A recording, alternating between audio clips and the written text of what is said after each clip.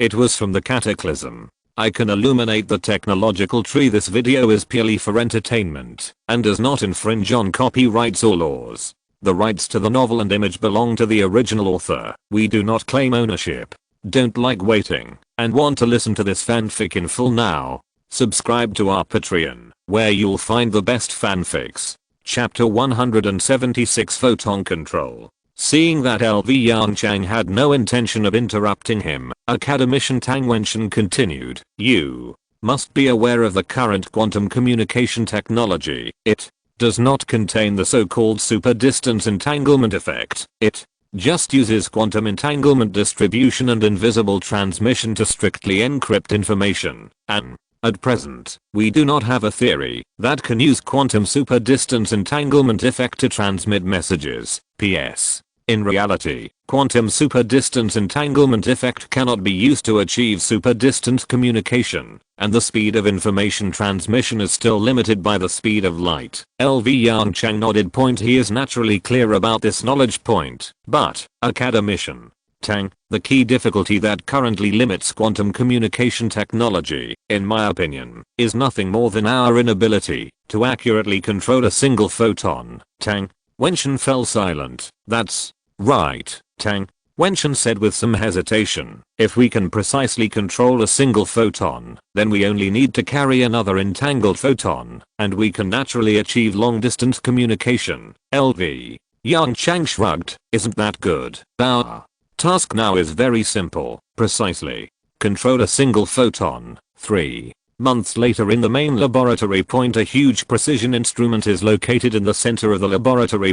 This is the scientific research result of everyone in the past 3 months. A single photon control device. LV Yongchang and Tang Wensheng stood in front of the control device with trepidation and looked at each other silently. "Mr. Tang, let's start the experiment." LV Yongchang took a deep breath and said in a deep voice, "This is the first step to achieve quantum long-distance communication.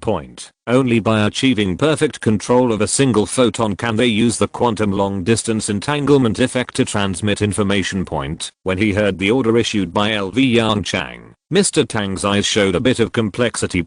Excitement, trepidation, and expectation. He slowly pressed a button in front of him. The machine started. The indicator light changed quickly. As the indicator light turned green, a photon shot out from the single photon emission instrument on the left side of the control device. The photon ran in the conduit at a speed of 300,000 kilometers per second. In just a moment, the single photon passed through the narrow conduit and entered a closed black box on the right. A large number of polarizers, half-wave plates and interferometers were installed inside the black box. The inner wall of the black box was equipped with a highly reflective mirror. The function of the mirror is very simple: to prevent photons from escaping, or in other words, being absorbed by this closed black box.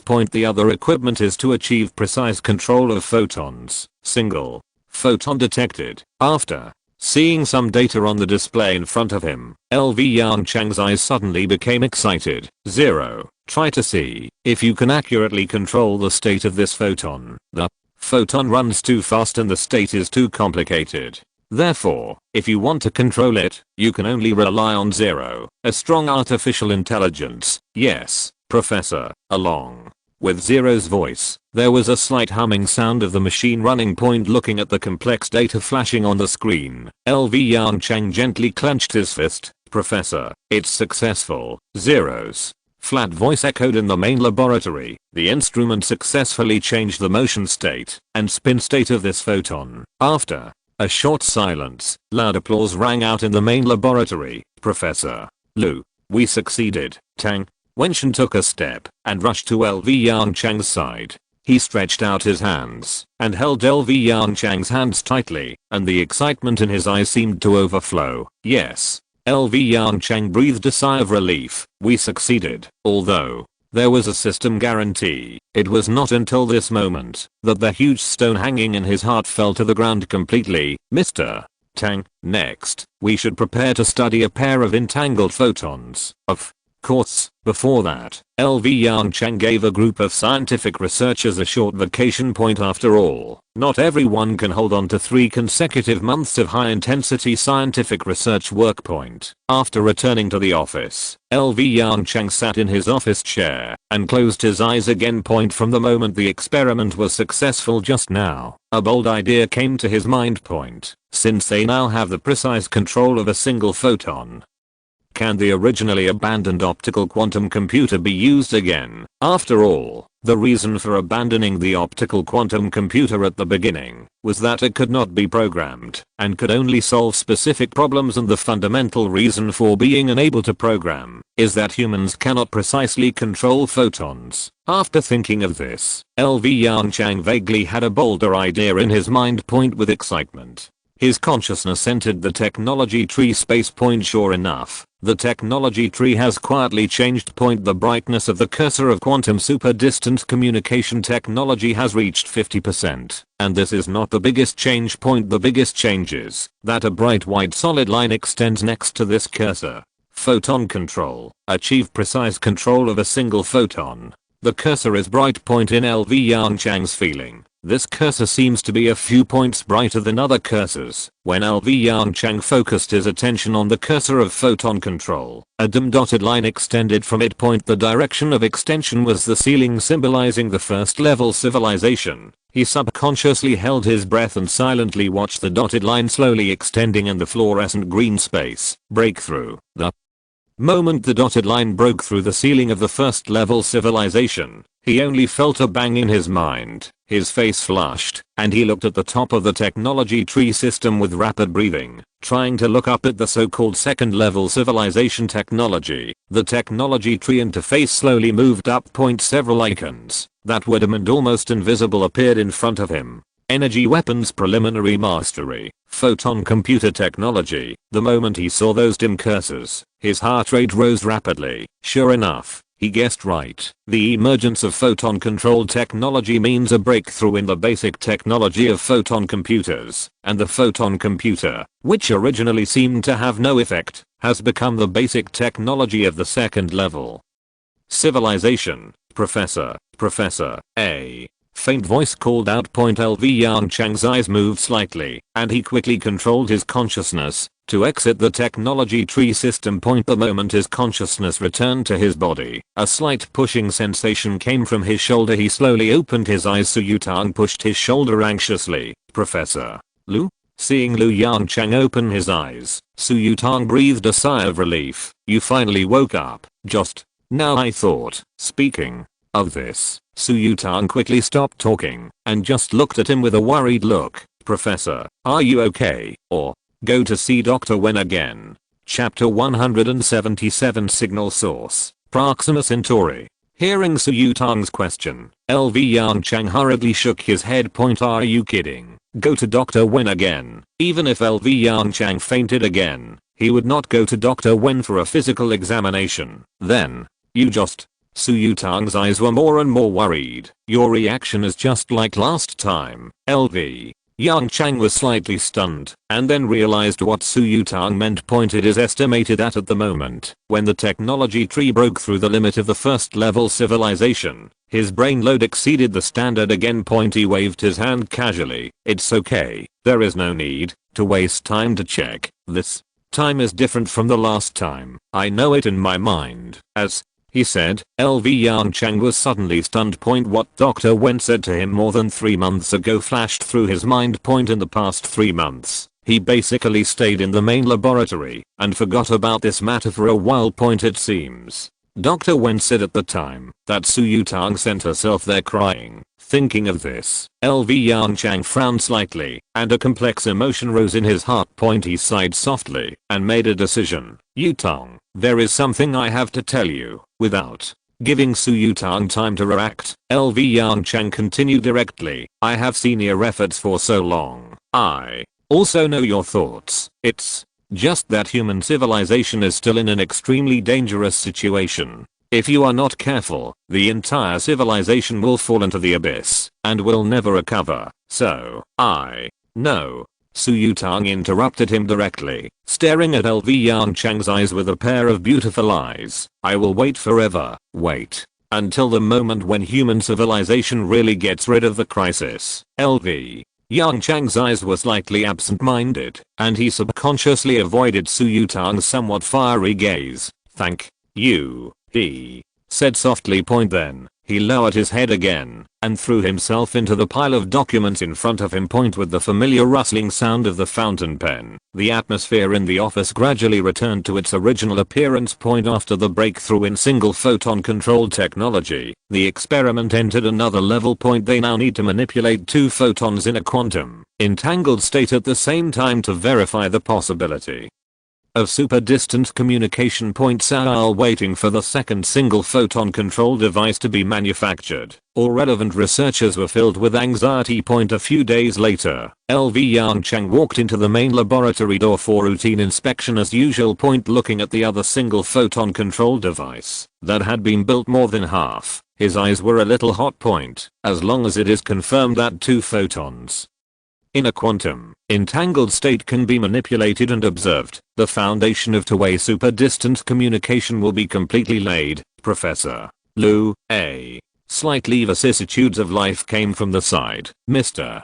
Tang, looking at the old man walking slowly towards him, LV Yongchang hurriedly greeted him. Why are you in the laboratory? I remember today is not a day off. Faced with LV Yongchang's inquiry, Mr. Tang suddenly showed a bitter smile on his face. Rest, Professor. I'm not saying anything, but do you think any researcher would want to rest when this thing is in the lab? As he spoke, Mr. Tang pointed to the half-made single photon controlled device in the center of the main lab. Now, all researchers are waiting for the second experiment. LV Yongchang looked at the gray-haired old man in front of him with a smile. Mr. Tang, I'm more anxious than you. It's just that this thing is a high-precision device after all. Even if it's zero, it takes a certain amount of time to make it.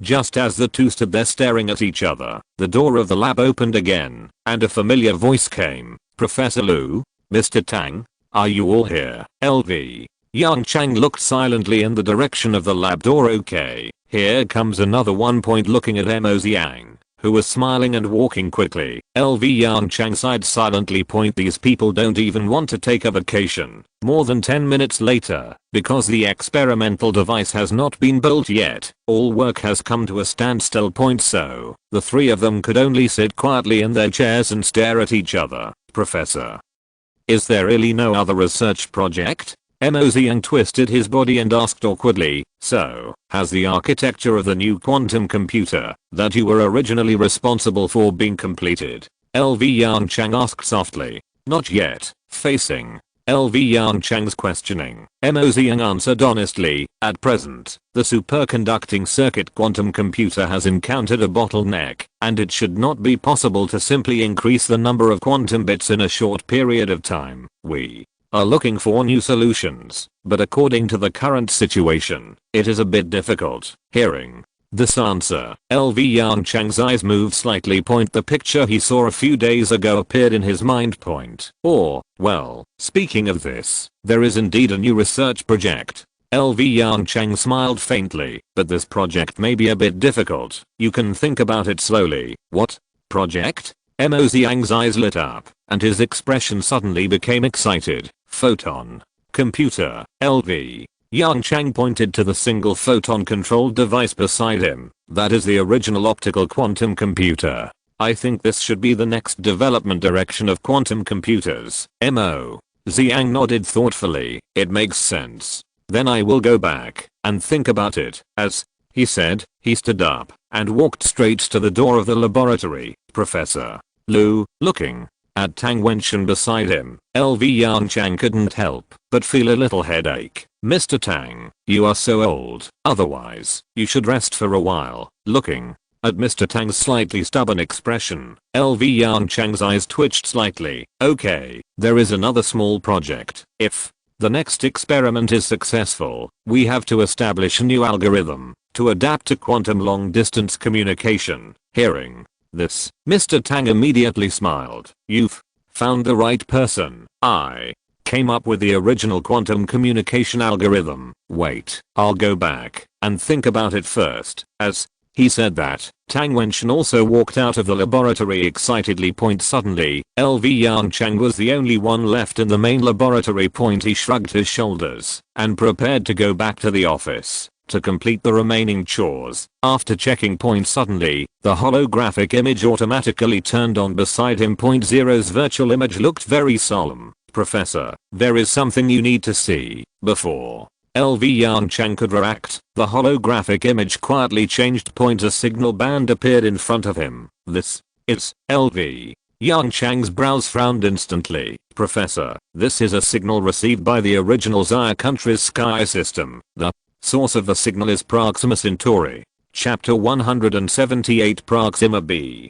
4.2 light-years away from the Earth. In the habitable zone of the Proxima star system, a planet named Proxima b quickly orbits a red dwarf star. Proxima b, which has an orbital period of only 11.2 Earth days, is extremely close to the red dwarf. The red dwarf is called Proxima Centauri, with a mass of 0.123 times that of the Sun and a luminosity of only 1.55% of that of the Sun. Thanks to this, Proxima b is still in the habitable zone of Proxima Centauri. The camera zooms in. The dense atmosphere and the ozone layer, that is several times larger than that of the Earth, block the high energy rays from Proxima Centauri, which lays a solid foundation for the emergence of life. On the surface, countless dark, round, pancake-shaped artificial buildings stand on the flat surface. Such a structure is also to absorb as much high-energy rays emitted by the star as possible and protect fragile biological organisms. As the camera zooms in again,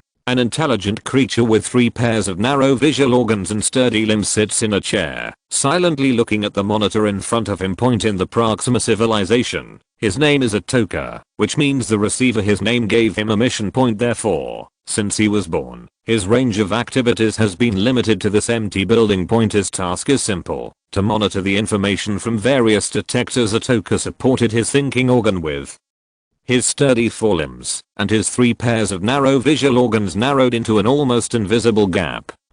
He slowly opened his breathing hole and exhaled a thick exhaust gas. It was the same as when he first walked into this building 100 years ago. For ease of understanding, the time is based on the Earth standard. Nothing has changed. The display in front of him has been replaced several times, but it still looks the same. I heard from the previous generation that the development of their civilization has stagnated for hundreds of years in the purpose of launching so many detectors. It's ridiculous to say that it's actually to find extraterrestrial civilizations. Thinking of this, a little wrinkle appeared on the top of Atoka's thinking organ, which is a mockery in their culture. It's ridiculous that the upper class actually pin their hopes for the development of civilization on the help of other civilizations. They actually wanted to use a few detectors with a maximum speed of only 1/10 of the speed of light to detect intelligent life in the surrounding star systems. The result is predictable. Hundreds of years of efforts, no gains. Thinking of this, the wrinkles on the top of Atoka's thinking organ deepened. He looked at the dark window on the side. In the sky, next to a huge fireball, there are 2 small spots of light. Those are 2 other stars, Alpha Centauri A and Alpha Centauri B. Proxima Centauri and these 2 stars form a triple star system. However, unlike ordinary triple star systems, Alpha Centauri A and Alpha Centauri B form a stable binary star system, and Proxima Centauri orbits 13,000 astronomical units away from them. Therefore, the operation rules of these 3 stars are not as chaotic as expected. And Proxima b has survived. Because of this, Atoka looked at the dim light next to the fireball, and countless chaotic thoughts flashed through his thinking organ. A ball of hot air blew out of his breathing hole again. Just as he was about to stand up and rest aside, a corner of the wall made of monitors in front of him lit up with dazzling white light. White light, the same color as the flare of Proxima Centauri, means the highest level of alarm and crisis in their culture. After seeing the color symbolizing warning and danger, Atoka couldn't help but stand there. The 3 pairs of narrow eyes on his thinking organ suddenly widened, and the wrinkles on the top of the thinking organ disappeared completely, becoming extremely smooth. He quickly swung his sturdy and short forelimbs and operated on the console in front of him. The detector 45 years ago, Atoka stared at the display in front of him and muttered to himself. He quickly called up the information from the detector. 4.22 light years, so close. When he saw the object in the video data, his thinking organ trembled involuntarily. In the video, Voyager 2 floated quietly in the boundless universe. This is a man-made object. The next picture made his thinking organs tremble more violently. Blue planet and a silver white satellite. The probe quietly landed on the silver white satellite. The high precision camera captured the image of intelligent creatures on the blue planet. So ugly. Atoka looked at the image in front of him and curled his lips. They only have one pair of eyes. Their limbs are so weak. And I don't know how they live. It's hard to imagine. Atoka talked to himself while watching the image on the monitor. The video data stopped abruptly. Atoka knew that this was the probe returning. He stood up suddenly and walked towards the communication equipment beside him. He needed to report this incident to the upper level. When it comes to alien civilizations, the efficiency of the upper level people suddenly increased a lot. Just after Atoka finished reporting and put down the communication equipment, the reminder sound of the communication equipment rang. Atoka silently picked up the communication device and placed it next to his hearing organ.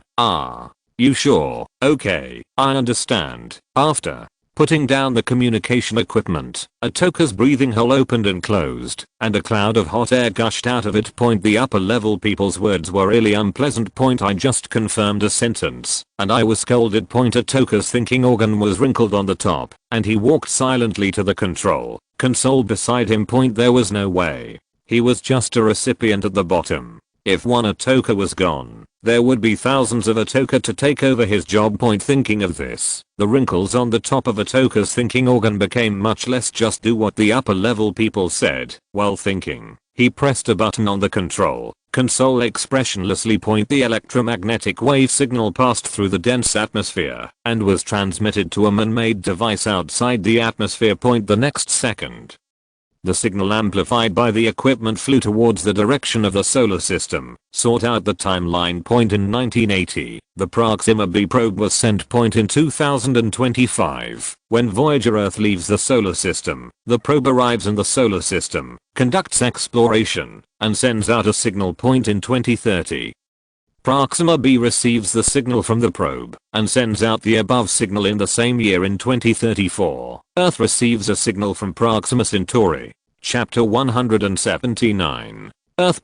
King Haiti Bet Plateau. Human Union First Laboratory. Main Laboratory. LV Yongchang stared at the holographic image in front of him in a daze, swallowing slightly. 0. What did you say? Signal from Proxima? Are you sure? LV Yongchang was confused.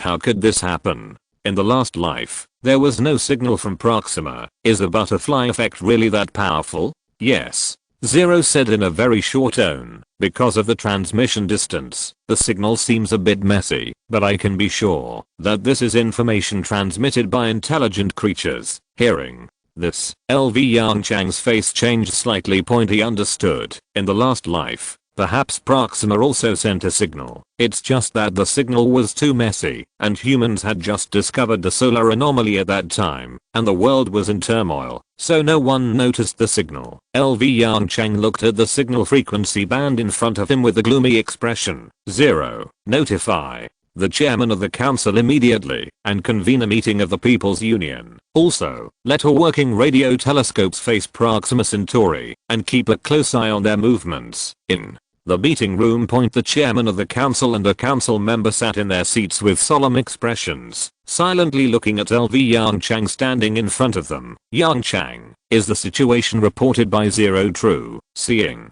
that everyone was present, Council Lily asked in a low voice with some worry in his eyes. LV Yongchang nodded silently. Then, he turned around and waved to the holographic projector beside him. A holographic image appeared in front of him. This is the signal received by the sky system. At present, there may be some confusion, LV Yongchang said in a deep voice. 0. Process the data. The moment the order was issued, the chaotic signal band instantly became regular. Looking at the waveforms that fluctuated back and forth in front of him, there was a dead silence in the meeting room. Albert, who was sitting next to him, reached out and scratched his golden hair and said in fluent Chinese, "What does this signal contain? It can't be just an ordinary electromagnetic wave signal, right, LV?" Yongchang glanced at Albert and said calmly, "That's exactly what I want to say. At present, the content of this signal is very simple." As LV Yongchang's voice fell, a string of numbers appeared in front of everyone. 2, 3, 5, 7, 11, 13, 17, 19, 23, 2, 3, 5, 7, 11, 13, 17, 19, 23. This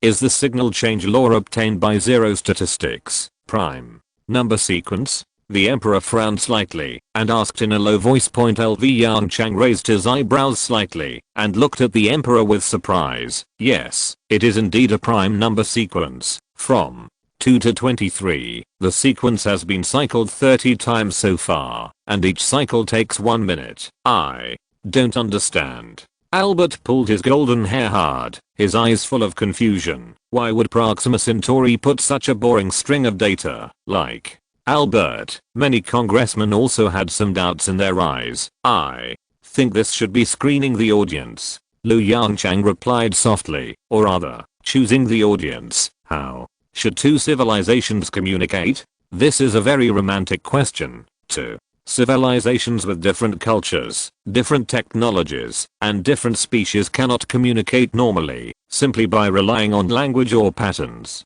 Lu Yongchang took a deep breath. "In the entire visible universe, at least, in our cognitive system, mathematics and physical laws are the only tools. The prime number series plus electromagnetic wave communication can at least filter out those civilizations that have not developed modern technology. Considering what was found on the moon, I can be sure that this string of signals from Proxima Centauri must be directed at us." As soon as the voice fell, countless questions rang out. "Moon? What was found on the moon? What are you looking at me for? The United States didn't find any messy things when it landed on the moon before, member." Lee frowned and coughed lightly. Cough. Cough. 0. Unlock that file. The next moment, a series of small holographic images appeared in front of each member of the parliament. "Everyone, let me explain."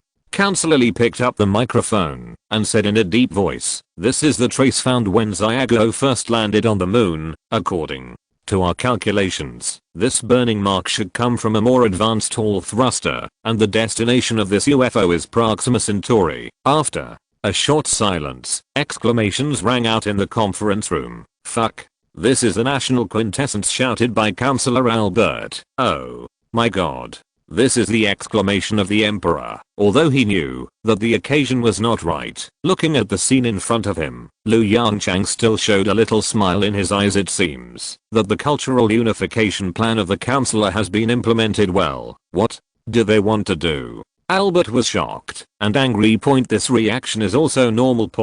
No matter who it is, when they know that there is a civilization secretly observing humans, they will react like this. "Professor, the second message has arrived." Just when LV Yongchang was about to answer, Zero's virtual image suddenly appeared above the conference table. "What's the content?" LV Yongchang asked solemnly. The originally noisy conference room also quieted down in an instant. "There's a lot of information." Zero's virtual image frowned anthropomorphically, "but they attached a dictionary in it." "Dictionary?" LV Yongchang asked back in confusion. "Yes, in my opinion, this is a dictionary." Zero answered quickly. At the same time, the holographic projection screen changed quietly. On the left side of the holographic projection, there were pieces of strange and bizarre text. On the right side, there were some simple patterns. "So, that's it." LV Yongchang's eyes showed a bit of obsession. Everyone looked at the chief scientist of the Human Union, who was deeply involved in it, with confusion. "This?" Albert and the emperor looked at each other and shrugged helplessly. Even Councillor Lee was full of confusion and doubts on his face. "Yongchang?"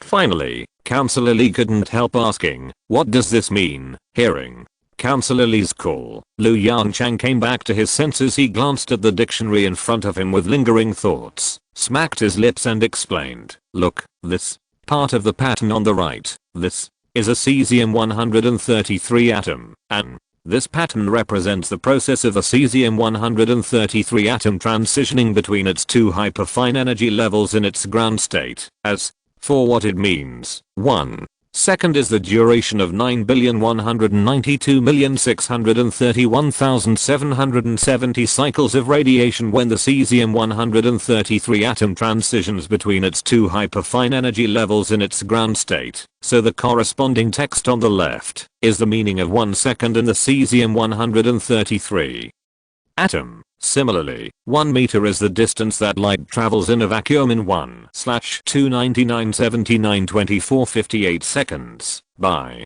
analogy, through this dictionary, we can recognize their words bit by bit and understand the content of their information. Chapter 180, Refusal to Respond. As members of the Human Rights Federation, everyone present had better brains, and they quickly understood what Yongchang said. It means that in order to let us understand the meaning of their message, Proxima Centauri also sent detailed annotations. Member Lee leaned on the conference table with his elbows, frowning, and asked, "What is their purpose? After all, this is the first time in human civilization that we have come into contact with an alien civilization. No one, including Yongchang, knows how to deal with such a situation." Wait a little longer. Yongchang frowned and said, "Wait until Zero analyzes all the information." The old man sitting in the main seat nodded silently, with a hint of contemplation in his eyes. "The extremely dark way of getting along between cosmic civilizations that you mentioned last time doesn't seem to be suitable for this situation." While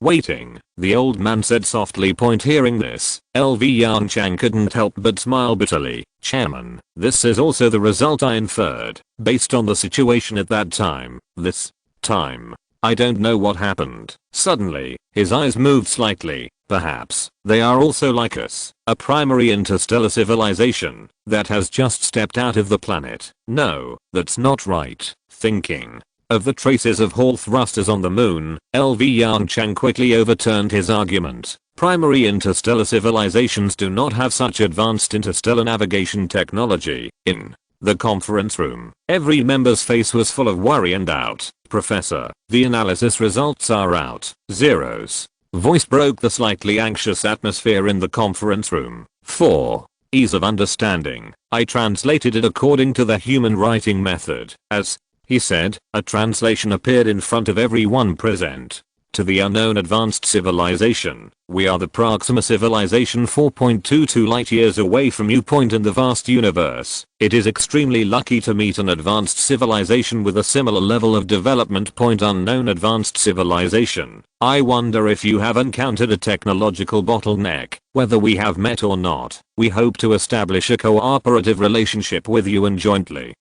analyze the endless mysteries in the universe to achieve the rapid development of civilization." At the end of the translation, the relative coordinates of Proxima Centauri in the solar system are also attached. The moment he saw the relative coordinates, Yongchang's eyes lit up slightly. "Like us, are you using multiple pulsars for positioning?" Yongchang muttered to himself. "And the technological bottleneck, what does this mean, Professor?" "This is a brand new term," Zero quickly explained. "I chose the most appropriate translation, based on the context and dictionary. The general meaning is very simple. When a civilization develops to a certain extent, it will encounter the so-called development bottleneck, and the technological development will stagnate. And the time to encounter the technological bottleneck depends on the development potential of the civilization. In their concept, there are many factors that affect the development potential of civilization. Population size, proportion of scientists, degree of attention to technological development, and even faith and willpower all have different degrees of influence on it. Yongchang's face changed slightly. Stagnation of technological development is tantamount to chronic death for a civilization, especially for the primary interstellar civilization that has just stepped out of the planet. Watching the surrounding resources being exhausted, but unable to go further to find new resources, Thinking of this scene, LV Yongchang shuddered slightly. Fortunately, humans have not yet encountered a so-called technological bottleneck. Of course, this is also largely due to the technology tree system in his mind. Yongchang, perhaps seeing LV Yongchang's uncertain expression, Counselor Lee asked softly, is there any important content hidden in this information? LV Yongchang came back to his senses and stared at the 4 Chinese characters technology bottleneck. Suddenly, his eyes lit up. One clue after another formed a complete closed loop in his mind. Chairman, I know what's going on. LV Yongchang was excited and said without hesitation, if their technological development has stagnated, then their behavior makes sense. Looking at the puzzled expression on the old man's face, LV Yongchang hurriedly explained, Speaker, you should still remember the basic conditions of the Dark Forest law I mentioned last time, right? The old man was slightly stunned, and then he suddenly said, Dark Forest law. This name is quite good. I remember the basic conditions you mentioned. It seems that there is a chain of suspicion and technological explosion, right? LV Yongchang nodded, with a strange light in his eyes. Now, they no longer have the prerequisite of technological explosion, so this is why they choose to communicate with us? The old man frowned. How can they ensure that we are kind? Hearing this question, Lu Yongchang's smile became more and more intense. That's the point. I can be sure that the civilization over there on Proxima, like us, is the first time to contact alien civilization. On the scale of the universe, everyone is a newcomer who has just left the novice village. So, now, what should we do? Albert's voice sounded from the side. Respond to them. The moment Albert's voice fell, the conference room suddenly fell into silence. Do you need a response? What are the consequences of responding? How to ensure that the Proxima civilization did not deceive them? If the Proxima civilization is malicious, what will be the consequences if they respond rashly? Counselor Lee's expression changed slightly. For the first time, he personally felt the endless chain of suspicion. Unlike on Earth, the infinite extension of the distance between the two makes the chain of suspicion infinitely strong. The conference room was extremely quiet, and the sound of the swinging wall clock reached everyone's ears, exacerbating the irritability in people's hearts. LV Yongchang silently felt the atmosphere in the conference room. After a long time, he took a long breath and said softly, I choose not to respond to them. The muscles on Albert's face trembled slightly, and he understood the meaning of LV Yongchang's words. You mean, prepare for war. LV Yongchang nodded silently, confirming Albert's question. Why choose war? A low-ranking congressman interrupted the two people's communication with dissatisfaction. The Proxima civilization is now more technologically advanced than ours, right? Even they have encountered a technological bottleneck. What if we? No one will. LV Yongchang's voice suddenly became louder. Even if we encounter a technological bottleneck, it is the human civilization's own business. The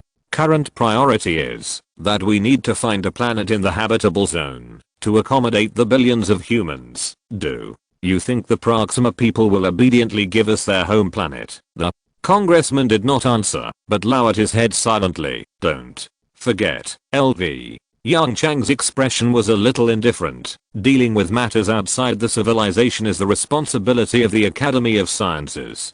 Chapter 181 Destructive Mining. As Lu Yongchang's voice fell, many congressmen's faces became ugly. What is this? Is the purpose of their coming to the meeting just to listen to an announcement? Ahem. Seeing that something was not right in the atmosphere in the conference room, Counselor Lee, who was sitting in the main seat, coughed twice. Seeing all the congressmen looking at him, the old man said calmly, I think Professor Lu is right. Humans have no chance to try and make mistakes. Now that it has been confirmed that there is civilization on Proxima Centauri 4.22 light years away, from now on, we must prepare for the war in the near future. Remember, you are a member of the human race. I don't want anyone to get sidetracked on such a big issue. Faced with Congressman Lee's severe rebuke. The expressions of those members who originally advocated cooperation with Proxima civilization changed drastically. Sitting with my butt crooked. In the current context, it is tantamount to a crime against humanity. Seeing the cold look in the old man's eyes, all the congressman presents swallowed subconsciously. The information from the Proxima Centauri civilization makes the future of human civilization seem increasingly illusory. Before even leaving the solar system, mankind has a potential life or death enemy. No, to be precise, there should be two. There is also a civilization that caused the sun to mutate, but no clues have been revealed until now. Thinking of this, Yongchang sighed silently when he returned to the office. Everyone is an enemy. This universe is so fucking dark, as the saying goes. Good fortune never comes in pairs and misfortune never comes alone. Just when Yongchang was troubled, Ling's voice once again added a little haze to his mood. Professor, I have some bad news. What's wrong? He took a deep breath, sat up straight from his office chair, and solemnly asked the holographic projection in front of him. Professor, according to the current construction progress, our aura sources will be completely exhausted in 2 weeks. How could it be? Yongchang suddenly frowned. Aren't there many robots mining? Professor, the ore veins that are easy to mine on the surface have basically been mined.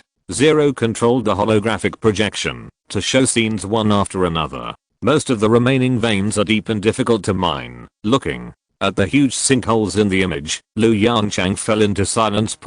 Although the Lunar Palace project has been implemented, the entire moon is covered with large and small automatic mining factories, but the Earth is still the mainstream source of minerals for mankind. If you want to easily obtain a large amount of ore, perhaps you can only find a way from the sky. Yongchang looked through the window toward the endless sky. In the solar system, there is a huge asteroid belt between the orbits of Mars and Jupiter. Asteroid belt among them, about 500,000 asteroids are bound by the gravitational pull of the Sun and Jupiter, and orbit obediently in the area of 2. The 17th of March 1964 astronomical units from the Sun. These 500,000 asteroids contain a lot of mineral deposits. It's just, according to current technology, mining in the asteroid belt seems to be an unrealistic option. Perhaps, after arriving on Mars, asteroid mining technology will be completely put on the research agenda. Equivalent to this technology is the research and development of weapons systems. We can't go to Proxima Centauri and humans will continue to attack with nuclear bombs, right? Different from detonating a nuclear bomb in the atmosphere, because there is no atmosphere in space. After the nuclear bomb explodes, it will not produce the most lethal shockwave, but will only release a small range of high temperature, strong light and electromagnetic radiation. This is tantamount to reducing the power of nuclear bombs countless times. Therefore, the weapon system of the Starship will probably need to be designed from scratch. Yongchang slumped down on his office chair with blank eyes, countless thoughts in his mind. Nuclear bomb, nuclear bomb. Yongchang's eyes lit up. He quickly straightened up and asked Ling, Zero, if blasting is used for destructive mining, how long can the minerals on the Earth last? After a short wait, Zero gave an invigorating reply. If the dosage of explosives is not considered, destructive mining is enough to meet the current construction needs. It's just that we don't have that many explosives at the moment. Who said no? Yongchang had a crazy smile on his lips. Office of the Speaker, President, Professor Liu is here. As Zero's voice sounded, the door to the Speaker's office quietly opened. Yongchang?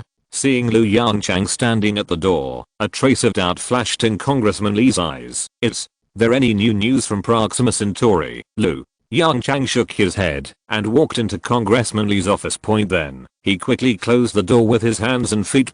Seeing Yongchang's unusual behavior, Councillor Lee's eyes became more suspicious. Yongchang, seemingly affected by Yongchang's careful movements, Councillor Lee lowered his voice subconsciously and asked in a low voice, what happened? After closing the door, Yongchang showed a slightly embarrassed smile. President, I'm here to borrow something from you, Representative Lee. Borrow something? Why are you so careful about borrowing something? The old man suddenly breathed a sigh of relief, leaned back and lay on his chair. Tell me, what do you want to borrow? Nuclear bomb, Liu. Yongchang added with a strange expression. The more, the better. Cough. Cough cough. Representative. Li choked on his own saliva. He patted his chest with his hand, straightened up from his seat, and pointed at Lu Yongchang with his index finger tremblingly. No, what do you want to borrow a nuclear bomb for? This stuff is no joke. We shouldn't need the uranium-235 and plutonium-239 in nuclear bombs now, right? Facing Councillor Li's inquiry, Lu Yongchang said 2 words calmly. Mining the territory of the former Soviet Union. Robots evacuated from a mine in an orderly manner as Zuand No. 2 slowly descended from the sky. Inside it is a giant hydrogen bomb. After rough estimation, its explosive power is about 30 million tons of TNT equivalent. Although it is not as powerful as Big Ivan, it is already a relatively large hydrogen bomb made by humans after all. In the past, the nuclear fallout caused by hydrogen bombs with excessive yield would have extremely serious effects on the environment. But now, none of this is a problem. Anyway, the Earth is going to die soon. Instead of letting it be melted into a lava ball by the sun, it is better to let it use its last remaining heat. A few days later, following a loud noise, the People's Federation's first laboratory on the Qinghai Tibet Plateau felt an obvious shock. Hiss. 0. Are you sure that such a large yield hydrogen bomb will not affect the continental plate? There was a hint of fear in Lu Yongchang's eyes. After all, Jian Mu is right next to them. Professor, please trust my calculations. This will not have much impact. Zeros. Avatar responded calmly. P.S. There should only be 2 chapters today. I'll post 4. And I'll definitely have 3 chapters tomorrow. JPG Chapter 180 to the second photon control experiment. A few days later, in the main laboratory of the Human Union. 2 huge machines lay quietly in the center of the laboratory. There were 2 single photon controlled devices. The 2 machines were one large and one small, and the relatively small one was a newly manufactured device. The 2 devices were connected by a thin tube in the middle. As for why this situation occurred, it's very simple. The purpose of this photon control experiment is to verify whether 2 entangled photons can transmit information through long-distance action. Unlike the first experiment, this experiment requires 2 entangled photons. Therefore, the second single photon controlled device directly removed the original single photon manufacturing device. At that time, the 2 photons will be manufactured by the first device. Lu Yongchang stood in front of a machine with a solemn expression. Professor Lu, can the experiment start? Tang Wenshan's voice came from the side. Lu Yongchang thought carefully for a moment, and after confirming that there were no emissions, he nodded gently. Let's start the experiment. As he said this, he reached out and pressed the switch of the huge machine in front of him. A slight vibration came through the floor. The photon manufacturing instrument in the single photon controlled device in front of LV Yongchang began to operate. As the indicator light turned green, the 2 entangled photons entered the single photon controlled devices on the left and right through the catheter. 0. Control photon number 1 first. LV Yongchang said in a deep voice. Received. The moment Zero's voice sounded, a slight humming sound suddenly came from the single photon controlled device in front of LV Yongchang. As for Tang Wenshan, he stared at the display of another control device, fearing that he would miss any small changes. In the laboratory, everyone held their breath. For fear that their weak breathing would affect the 2 fragile photons and the huge instrument in front of them. A few seconds of waiting time for all the researchers present was as long as a century. In the silent laboratory, only the slight humming sound from the 2 single photon controlled devices remained changed. Suddenly, Tang Wenshan's eyes were filled with ecstasy, and he shouted loudly, the state of photon number 2 has changed. At this moment, even LV Yongchang couldn't keep his composure. He followed the footsteps of a group of researchers and ran towards the second single photon control device. Looking at the rapidly changing numbers and curves on the display, LV Yongchang's face flushed slightly, and he shouted loudly to the camera beside him. 0. Professor, 100 state change experiments have been carried out so far, and photon number 2 has produced corresponding changes. Do you want to continue to change the state of photon number 1, LV? Yongchang's eyes were even more joyful. Continue. Proceed according to the target plan. Received a total of 100,000 experiments, estimated to take 30 minutes. LV.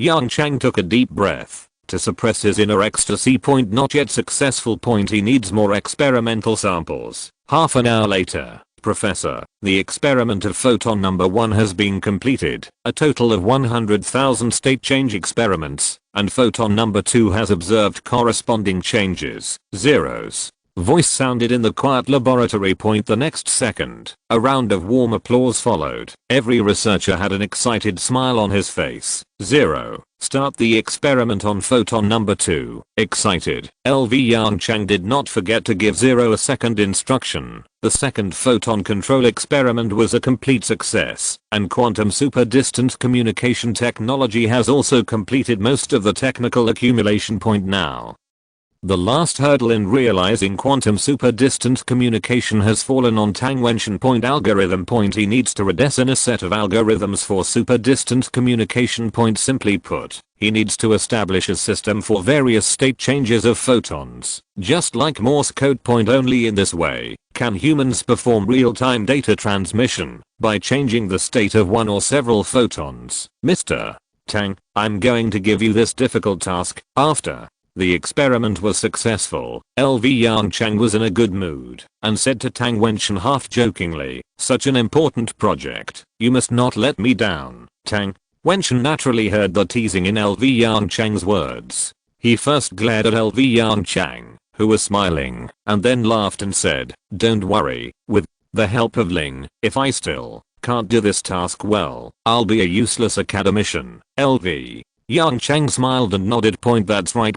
With the existence of Ling, a strong artificial intelligence, algorithm problems have become the easiest breakthrough point in all scientific research. Projects. He turned his head to look at the two huge devices. The smile on his face gradually faded. A hint of dissatisfaction appeared in his eyes, and he muttered to himself, "What a pity." Huh? What? A pity? Tang Wenshun was stunned for a moment, and quickly reached out to pick his ears, fearing that he had heard it wrong. What a pity. Didn't the experiment go smoothly? LV Yongchang shook his head slowly. These two things are too big, at other functional components, and the volume is estimated to increase several times. This seriously limits its application scenarios. LV Yongchang frowned and estimated. Currently only the Luaneo series of starships can carry this kind of long-distance communication equipment. This may have a relatively large impact on future interstellar wars. Next, I may need to reduce this device, but this work will be more difficult. Facing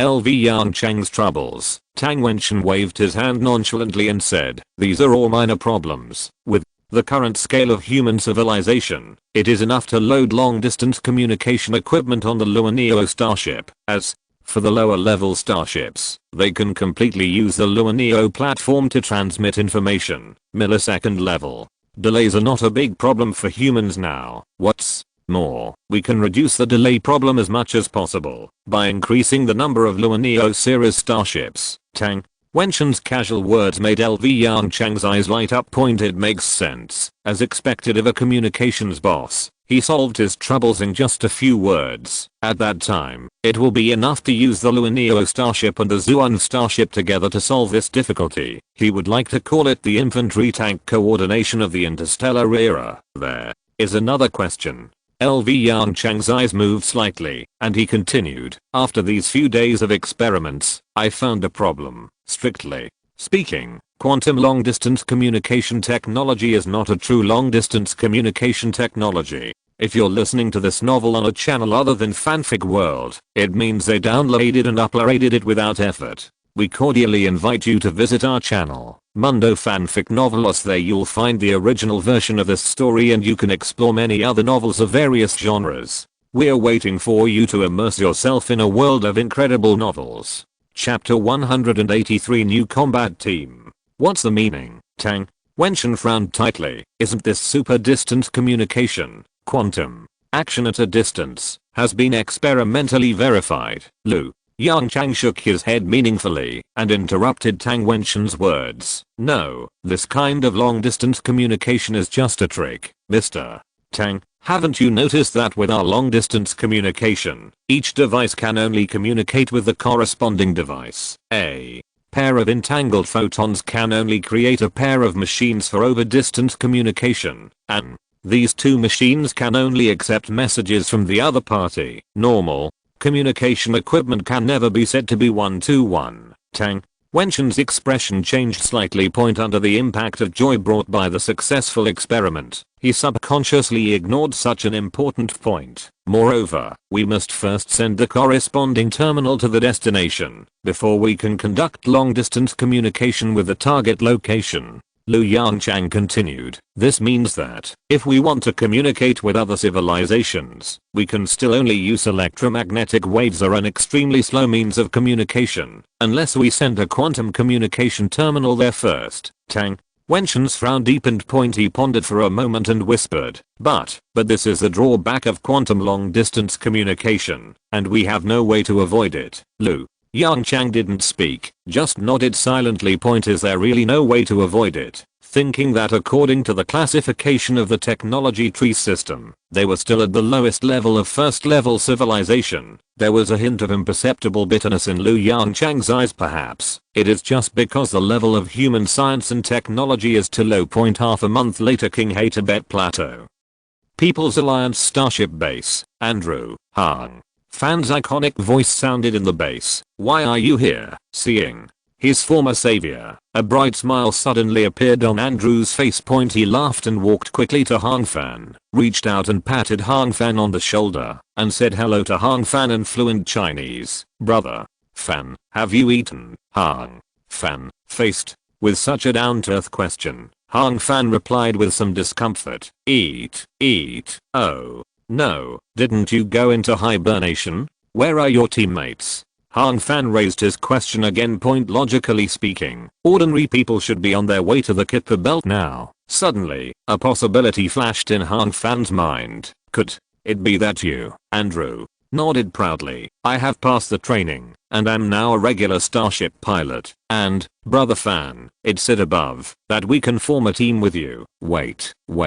Han Fan's mind couldn't turn around for a while. You guys. Also, I remember at that time, didn't you say you were going to live an ordinary life? What's going on? Andrew laughed and hugged Han Fan's shoulders. Brother Fan, people can change. After going to Mars, we all can't adapt to the ordinary life on Earth. What's more, in the face of such a big crisis in the future, we also want to protect ourselves and our families. So, speaking of this, Andrew shrugged and said, the three of us discussed it, hit it off, and applied for the Starship Pilot Training course of the People's Federation. If you don't tell me, I almost forgot. Han Fan's eyes moved, and he quickly asked, such a thing happened on Mars. Is your family okay? The smile on Andrew's face grew stronger. He waved his hand gently and said, it's okay. After the People's Federation was established, we took them over as soon as possible. Now, I guess they are near Mars, right? In a few years, I will prepare to wake them up myself. Han Fan breathed a sigh of relief, with a bit of a smile on his face. This ending is really good. Just as Han Fan was about to continue asking about what Andrew said about forming a new team, a familiar shout came from the side. Andrew, why are you here? We've been looking for you for a long time. Hurry up. Before Han Fan could react, Andrew had already greeted the visitor with a smile. Bruno, Joey, look who I met. Han Fan, fuck. Brother Fan, too. Standard Chinese sounds followed. Looking at the two people flying towards him, Han Fan's mouth twitched slightly. After all, they have finally understood the culture of the Xia Kingdom. After some pleasantries, Han Fan suppressed the smile on his face and asked softly, Andrew, what did you mean by joining our group just now? Andrew shrugged, a look of confusion on his face. I'm not very sure. That's the notification we received. According to the notice, we should still have tasks to perform by then. Didn't you get the notice? Han Fan had some doubts in his eyes and slowly shook his head. Never mind. He shook his head nonchalantly. I guess it's not too late yet. Let's go. Let's take you to our team's dormitory. I'm telling you, you're lucky to join our team. We are a veteran team after all, so the environment of this dormitory is beyond reproach. I'm not bragging to you. This is definitely the best dormitory in the base, Captain.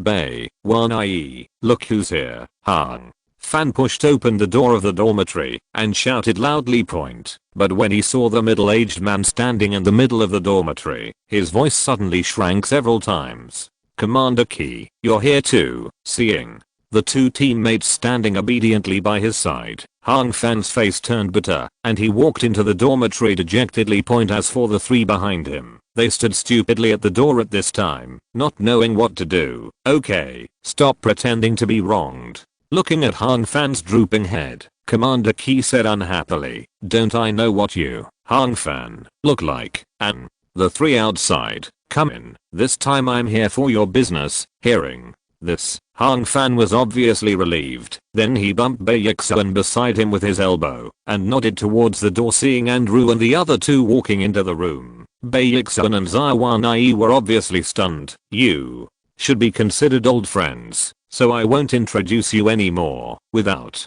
giving the six people time to think, Commander Key said directly, from now on, the six of you will form a combat team and be responsible for driving the Luaneo starship. The mission is very simple. You need to cooperate with Professor Lu to complete an experiment. The specific content of the experiment will be explained to you by Professor Lu at that time. What you have to do is to cooperate unconditionally. Do you understand? Bai Yixuan and the other six looked solemn, stood at attention, and shouted in a deep voice, yes, guarantee. To complete the mission. Chapter 184. Hello, human. A few days later inside the Jianmu spaceport point, Bai Yixuan and the other six wore spacesuits and sat quietly in the cockpit of the modified Luaneo starship point, looking at the silver-white spaceport made of high-strength alloy outside the porthole. Bai Yixuan's eyes showed a bit of sighing point. Before he could say anything, Hung Fan's voice interrupted his interest. TSK. TSK. This is Luaneo. I have only seen it in the simulated cockpit. This simple control panel. This seat. Our previous Zuan second is really rubbish in comparison. Bai Yixuan's mouth twitched, and he glared at Hung Fan sitting on his left, and turned on the radio. Command Center, preparations have been completed, and we can set off at any time. LV. Yongchang's response came quickly. Received. Allowed to set off. Jianmu spaceport number 1 hatch will be opened in 1 minute. Please pay attention. The radio communication was hung up. Point Bai Yixuan took a deep breath and said in the team radio channel, everyone, cheer up. This is the first mission of our new team. I don't want any accidents to happen. Hearing the responses of 5 teammates in turn in the headset, Bai Yixuan gently pressed the button on the console in front of him. A holographic image instantly appeared in front of him. In the center of the holographic image, it was the overall modeling diagram of the Luaneo type point, and around the image, there were detailed data of various parts of the starship at this time. Captain Bai Yixuan, the whole thrusters of the Luaneo type starship will be activated in 1 minute. A slightly mechanical voice sounded in the cabin. That was the weak artificial intelligence clone made by 0. For convenience, the entire human union, all weak artificial intelligence, are called 1. The target location has been entered into the onboard computer. Calculate the optimal flight method. Bai Yixuan leaned back, lying on the wide captain's seat, and said with a comfortable face, received. Destination Moon. Calculating the optimal flight route. Flight route calculated successfully. Without waiting, the holographic projection in front of them quietly changed. A star map of the Earth-Moon system appeared in front of every one point in the star map. A semicircular white dotted line connects the Jianmu spaceport and the moon on the other side of the Earth. The dotted line even marked the acceleration and deceleration points, as well as the instantaneous speed of every minute and every second. Captain Bai Yixuan, do you want to fly along this route? Yes. Inquiry followed. Okay, get ready to take off. Seeing the tightly closed hatch in front of the Luaneo starship slowly crack open, Bai Yixuan sat up straight and spoke directly to confirm. Received. As Yi's voice fell, a slight vibration, and recoil were transmitted to every one point. Because it had not yet left the spaceport, the Luaneo starship was flying very slowly at this time, and the light of the Hall propulsion device at the end was particularly dim. Through a dark passage full of signal indicator lights, the boundless universe picture appeared in front of everyone again. The distance between the Earth and the Moon is not far.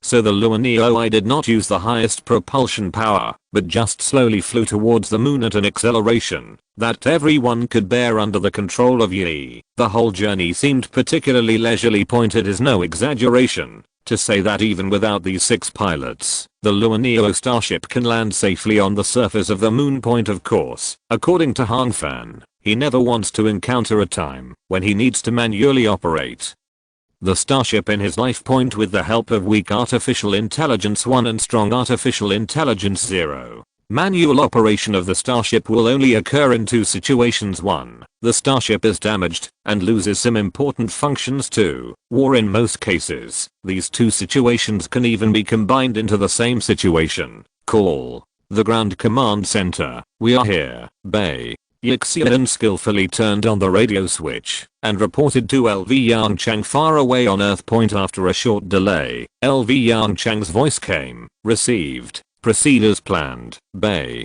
Yongchang took the lead in unbuckling the seat belt on the seat and started the electromagnetic boots under his feet. A suction force firmly pulled him to the floor of the starship. He stood up and walked towards the cabin of the Luaneo starship as freely as if he were on Earth. The other 5 people also quickly stood up and followed his footsteps, pushing open the cabin door. A huge machine was placed in the slightly modified cabin. Because the technology is still in the experimental stage, the quantum long-distance communication equipment at this time seems particularly bulky.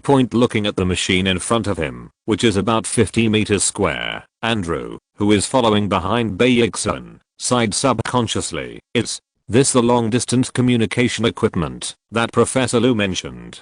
It's really big. Han Fan on the side nodded silently. No wonder we have to drive the Luaneo starship. This thing will probably not fit in Zuan's second. Amid the size of the crowd, Bay Yongchang stepped forward and turned on a few buttons. According to Professor Lu's previous instructions, the equipment started to operate. The indicator lights lit up one by one. When all the indicator lights turned green, Bay Yongchang turned on the radio again. Professor, the preparations are complete. Ground control center in a separate laboratory. Several researchers in white coats stood in front of an equally large machine. LV Yongchang smiled bitterly at the huge equipment in front of him and shook his head helplessly. Too big. The size of this thing is almost as big as the quantum supercomputing center of Zero. Tang Wenchen, who was standing by, also smiled helplessly in the face of LV Yongchang's complaints. Professor LV, there is no way. The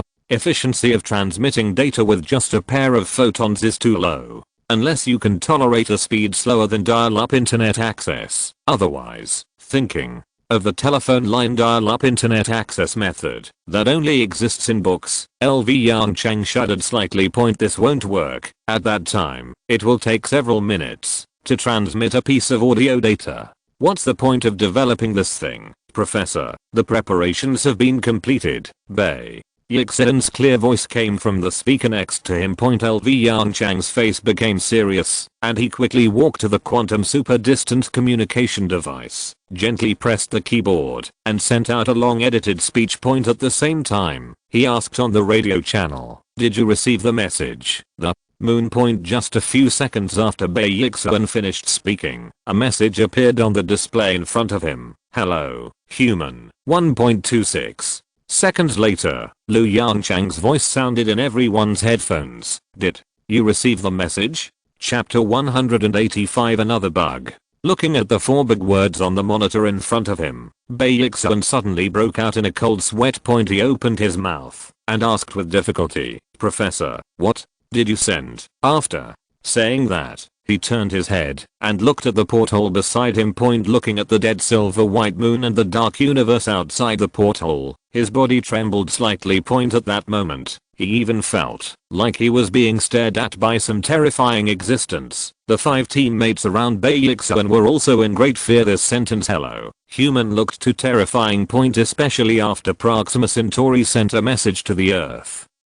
Such a message was like dancing on everyone's tense nerves. In just 1 or 2 seconds, the 6 people on the moon had even thought about the end of human civilization. What? LV. Yongchang's voice came, full of doubts and confusion. "Hello, human, isn't it these 4 words?" In an instant, Bailixoan felt that his tense nerves snapped. "Professor, can you explain why you chose to send these 4 words? Do you know how many misunderstandings such a name will cause?" Even Bailixoan couldn't help but complain to the radio at this time. "I even thought that an advanced civilization came to my door." LV. Yongchang, who was in the command center, heard Bailixoan's complaints, and a strange look flashed across his face. Facing the strange eyes of several researchers around him, he smiled and explained, "Actually, I wanted to send hello world at first, thinking that the human union has been established. I chose the 4 words hello humanity." As he spoke, Lu Yongchang's voice gradually became weaker. Obviously, he also realized how much misunderstanding the 4 words he sent would cause. Ahem. He cleared his throat and changed the subject directly. "So, when did you receive the message?" "About 1 second before your voice sounded." Bailixoan answered honestly. According to Yi's data, the exact time should be 1.26 seconds. The moment Bailixoan's voice fell on the radio, applause rang out in the laboratory.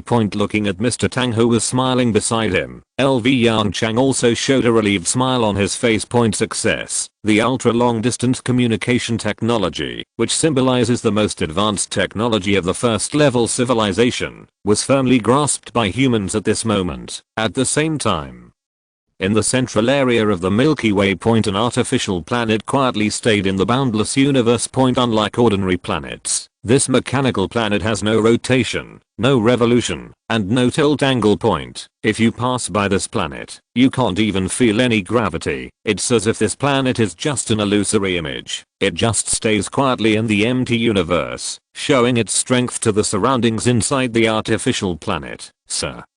An unknown signal was found at the edge of the Orion Arm. A report attracted the attention of Sweeper 9527, who was sitting high up. His visual organ shook slightly and looked at the instrument next to him. Seeing the red dot on the instrument, a little white appeared on his originally blue skin. That was the way their race expressed surprise. The edge of the Orion Arm. If I remember correctly, a low-level civilization should have been discovered there not long ago. As he spoke, he quickly mobilized his external memory storage device. A few milliseconds later, he spoke again. 2 civilizations are so close. What did they send? The next moment, a light curtain appeared in front of Sweeper 9527. Looking at the text on the light curtain, the vibration amplitude of Sweeper 9527's visual organs became more and more obvious. TSK, another bug that just left its home planet. Sweeper 9527 said impatiently. "Sir, we faced with the inquiry of his subordinates." Sweeper 9527 casually glanced at the coordinates on the instrument. "Execute the cleaning procedure. Don't forget, not long ago, a 7th level civilization of the pastoral school fled there. According to the requirements above, any civilization that appears there must be cleared." While speaking, he slid the application submitted by his subordinates. A red dwarf star, or a first-level civilization. A star-eating device is enough to deal with them. Our war with the pastoral school is far from over. Save some resources to avoid being held accountable by the above in the future. At the same time, a sphere with black light appeared out of thin air next to the artificial planet. The next moment, the sphere disappeared instantly. "Sir, the star-eating device has entered curvature navigation, Earth." After the breakthrough of quantum long-distance communication technology, Zero immediately started the manufacturing task.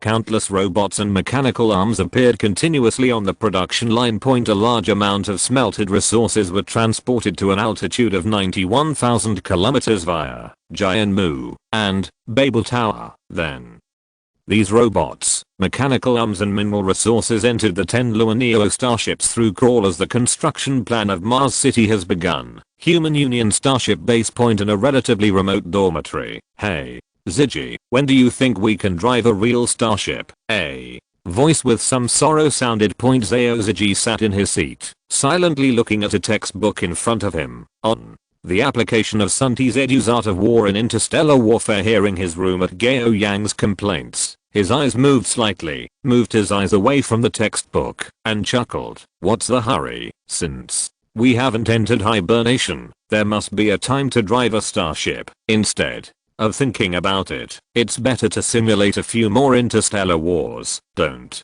forget, when we leave the solar system and wake up again, we will have a war with the Proxima civilization. Gao Yang's face was bitter, and he waved his hands repeatedly and said, Ziggy, don't say it. What? Interstellar war simulation class? I want to vomit when I think about it. Too difficult. Zao Ziggy smiled and was about to continue to persuade his roommate, but there was a quick and strong knock on the door. Gao Yang on the side stood up lazily from the chair and prepared to go over to open the door. Gao Yang, Zao Ziggy looked more serious and lowered his voice to call his roommate. Wait, clean up the room. I'll go open the door. Seeing his roommate's puzzled look, Zao Ziggy lowered his voice again. This knock on the door, maybe Chief Key. Gao Yang's face changed slightly. He did not doubt Zao Ziggy's judgment at all, and quickly turned around to clean up the slightly dirty dormitory. The knock on the door sounded again. Zao Ziggy hurriedly walked to the door and opened the dormitory door. Chief Key, looking at the middle-aged man with a resolute face in front of him, Zao Ziggy called softly. Chapter 186. Looking at Zao Ziggy, who looked as usual in front of him, Chief Key nodded slightly and squeezed out a dull HMM sound from his nasal cavity. Hello, Sir Key. Gao Yang hurriedly packed up the last bits of groceries and trotted to Zao Ziggy's side, saying hello to Chief Key. Chief Key, why are you here? What? You don't welcome me? Perhaps he was in a good mood. A somewhat ferocious smile appeared on Commander Key's face. Then I will let another team do this task. Mission. Gao Yang was stunned, quickly closed his mouth, and stood up straight. Report, sir. In turn, Captain Gao Yang is willing to accept all tasks assigned by the organization. The corner of Zao Ziggy's mouth twitched, but he didn't say anything. He just straightened his stance silently and looked at Commander Key in front of him expectantly. Internship. Captain Zao Ziggy. Commander Key looked solemn and shouted loudly, arrive. Without any hesitation, Zao Ziggy's sonorous voice rang out. Internship. Captain Zao Ziggy, you will follow Bei Yixuan's team to Mars to take charge of the Mars City construction task. Commander Key said seriously, you have one day to prepare, and you will arrive at the meeting point on time at 8 o'clock tomorrow morning. Hearing Chief Key's words, Zao Ziggy's heartbeat instantly accelerated a bit. Here comes the mission. He quickly stood up straight, stretched out his hand, and gave a standard military salute. Yes. Promise to complete the mission, sir. Key. What about me? Gao Yang stared blankly at Zao Ziggy and Chief Key in front of him, and said without tears, you won't let me stay alone in the dormitory, right, Chief? Key glanced at the grimacing Gao Yang, with a ferocious smile on his face again. He reached out and patted Gao Yang on the shoulder. You are here too, but you are Zao Ziggy's deputy. Thinking of being able to touch the real Luaneo starship the next day, the two recruits were so excited that they didn't sleep all night. Early the next morning, the two of them waited on the tarmac with Panda eyes. They need to take Zhuan 2 to Jianmu spaceport.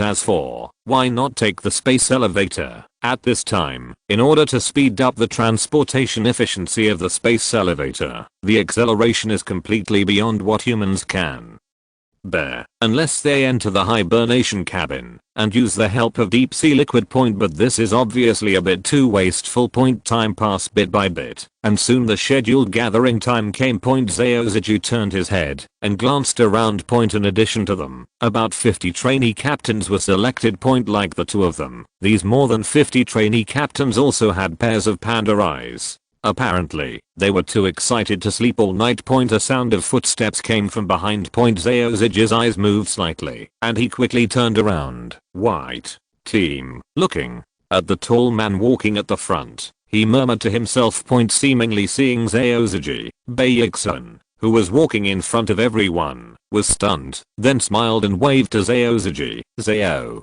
Ziji, we meet again. Gao. Yang, who was standing next to Zaoziji, looked at his familiar roommate in bewilderment. What the hell? Ziji, do you know Team White? Zao. Ziji nodded slightly and moved his lips slightly. We met during the entrance exam. Jianmu. Outside the spaceport. 10 Luaneo starships loaded with supplies were arranged in a herringbone formation. The first one is naturally the Luaneo starship piloted by Baeksun's team. Unlike the other 9 Luan birds, the Luan bird starship driven by Baeksun's team has undergone 0 modifications and is equipped with complete quantum ultra-distance communication equipment. To put it simply, the main task of this starship is to maintain communications between the entire fleet and Mars City. Zaoziji, who was sitting in the captain's seat, looked at the scenery outside the porthole with fascination. This is the universe, he muttered. The next moment, Baeksun's voice came from the radio, interrupting his thoughts. Attention, everyone, the fleet is about to enter the forward 4 state. Go into deep sea mode now. Repeat, go into deep sea mode now. As the radio sounded, the holographic image on the console also turned a warning yellow. Warning, the starship will enter the forward 4 state in 10 minutes. Crews are requested to enter the deep sea state immediately. Zaoziji looked a little more serious, quickly stood up from his seat, and followed the other pilots to the end wall of the cockpit. 6 streamlined deep sea cabins are embedded inside the wall. Although the structure is similar to the hibernation cabin, as the driver's second seat, it has many additional functions based on the hibernation cabin. First of all, this deep sea cabin allows personnel to start in a non-hibernating state. In addition, the deep sea cabin has one most important function. Human-computer interaction.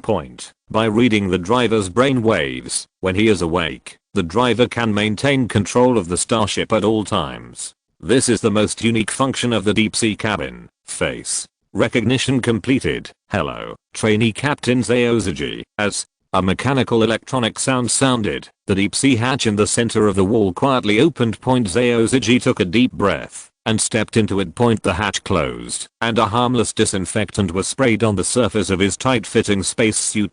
Then, he reached out and picked up something similar to a breathing mask and covered his face with it. A tingling sensation came from the nasal cavity.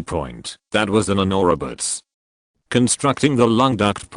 Although the human body can breathe deep sea fluid autonomously when awake, it is still necessary to construct the lung duct in order to reduce the body's rejection reaction to the inhaled fluid. A few minutes later, a holographic image appeared on the inner wall of the hatch in front of him.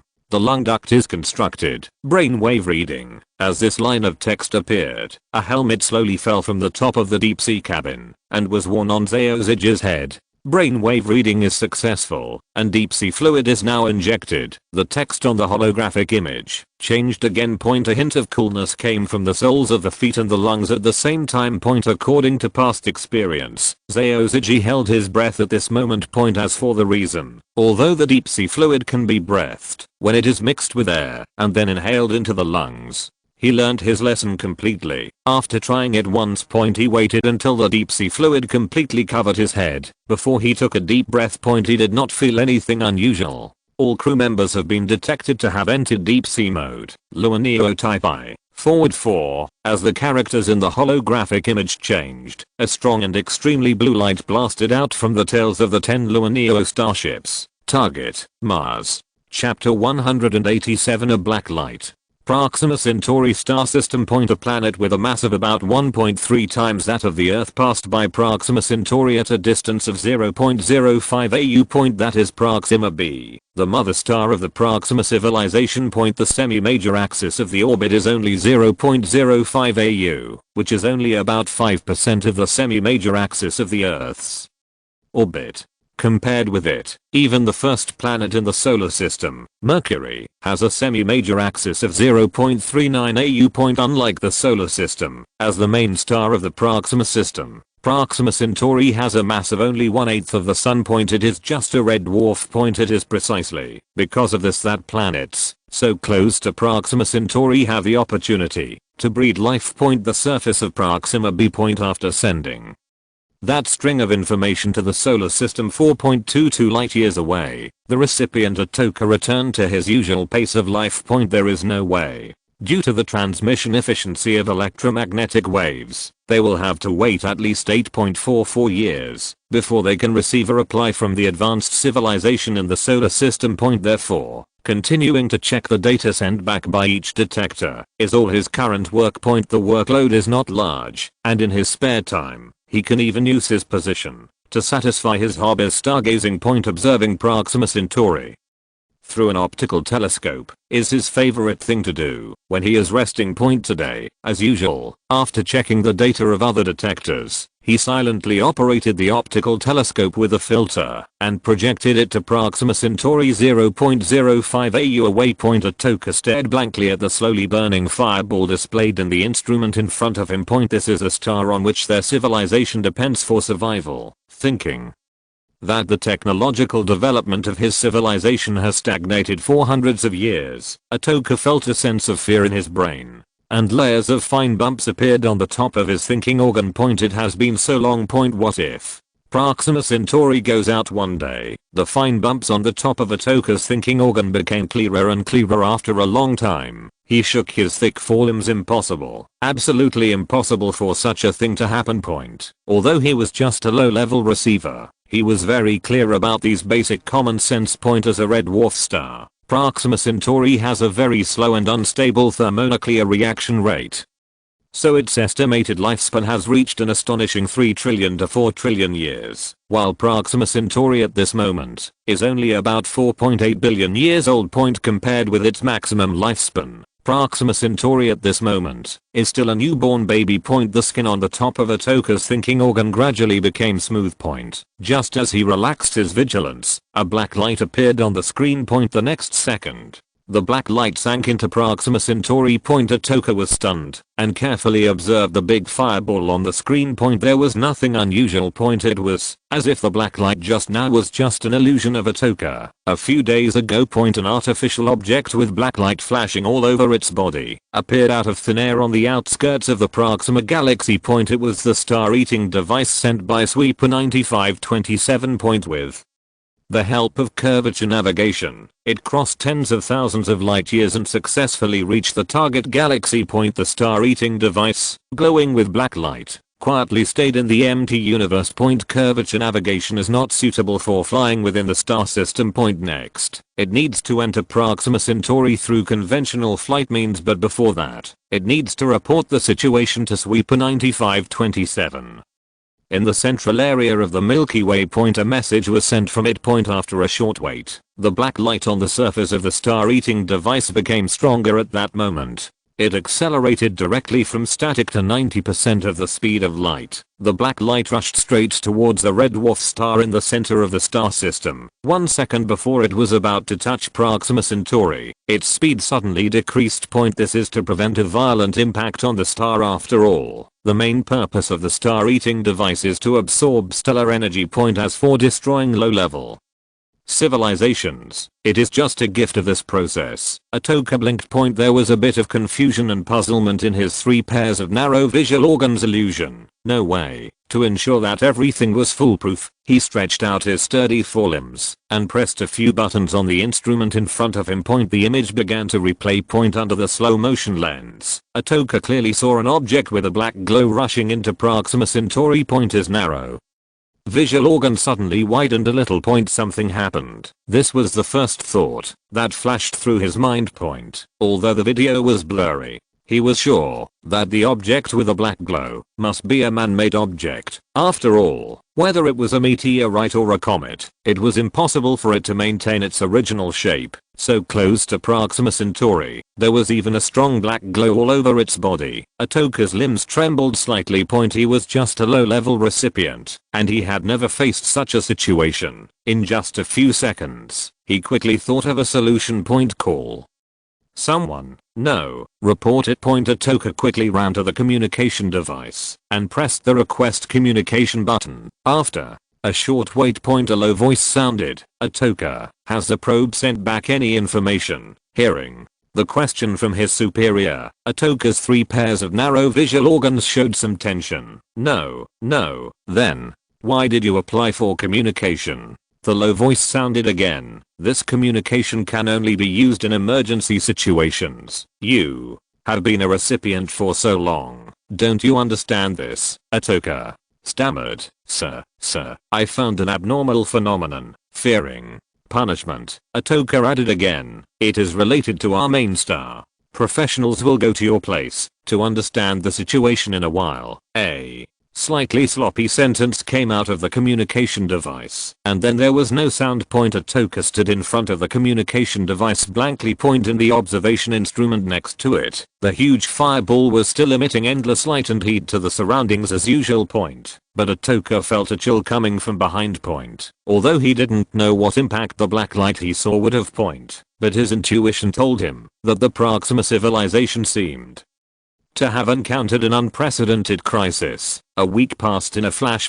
During this long wait, Atoka had no appetite. In addition to processing the information sent back by the detector, he stared at the Proxima image in the observation instrument all day. Just like a week ago, Proxima still looked the same. It seemed that the black light had never appeared. The door of the room opened quietly without anyone noticing. A Proxima man in black clothes swung his short and thick lower limbs and walked into the space where Atoka lived day and night. Chapter 188. The second signal from Proxima civilization. Atoka, who was staring at the screen, was awakened by the sound of the door opening. Perhaps because he had been staring at the image of Proxima for too long, Atoka's 3 pairs of narrow visual organs were full of doubts and confusion. In his memory, this door was only opened once. That was the first time he entered this room. There were slight footsteps. Atoka turned his head to look.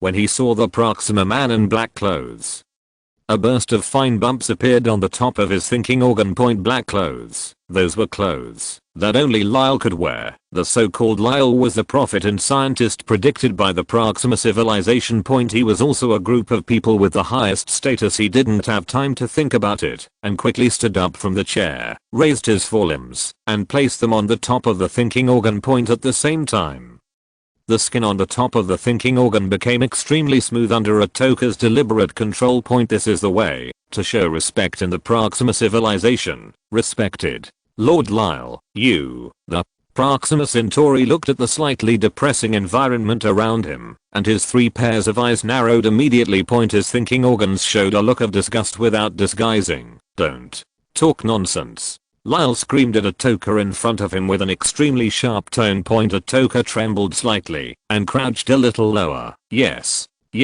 Lord Lyle, please look here. Some time ago, when I was observing the main star, Lyle used his sturdy forelimbs to pull Atoka aside unceremoniously. Okay, get out of the way. I can see it myself. Atoka, who had stayed in this room for a long time, lacked exercise, so his muscle strength was naturally not as good as Lyle in front of him. The moment Lyle's forelimbs touched him, Atoka only felt his body lighten. After a while of dizziness, he was thrown to the ground next to him like a garbage bag. Atoka did not dare to show any dissatisfaction. The reason is very simple. In Lyle's eyes, the lives of all Atoka added together are not even as good as the black clothes on his body. Once Atoka angers him, Lyle has the right to execute him directly. As for who will take over his task, the incubation center will naturally use the corresponding reproductive cells to incubate new Atoka. Lyle glanced at Atoka, who was lying on the ground, with disdain on his face. I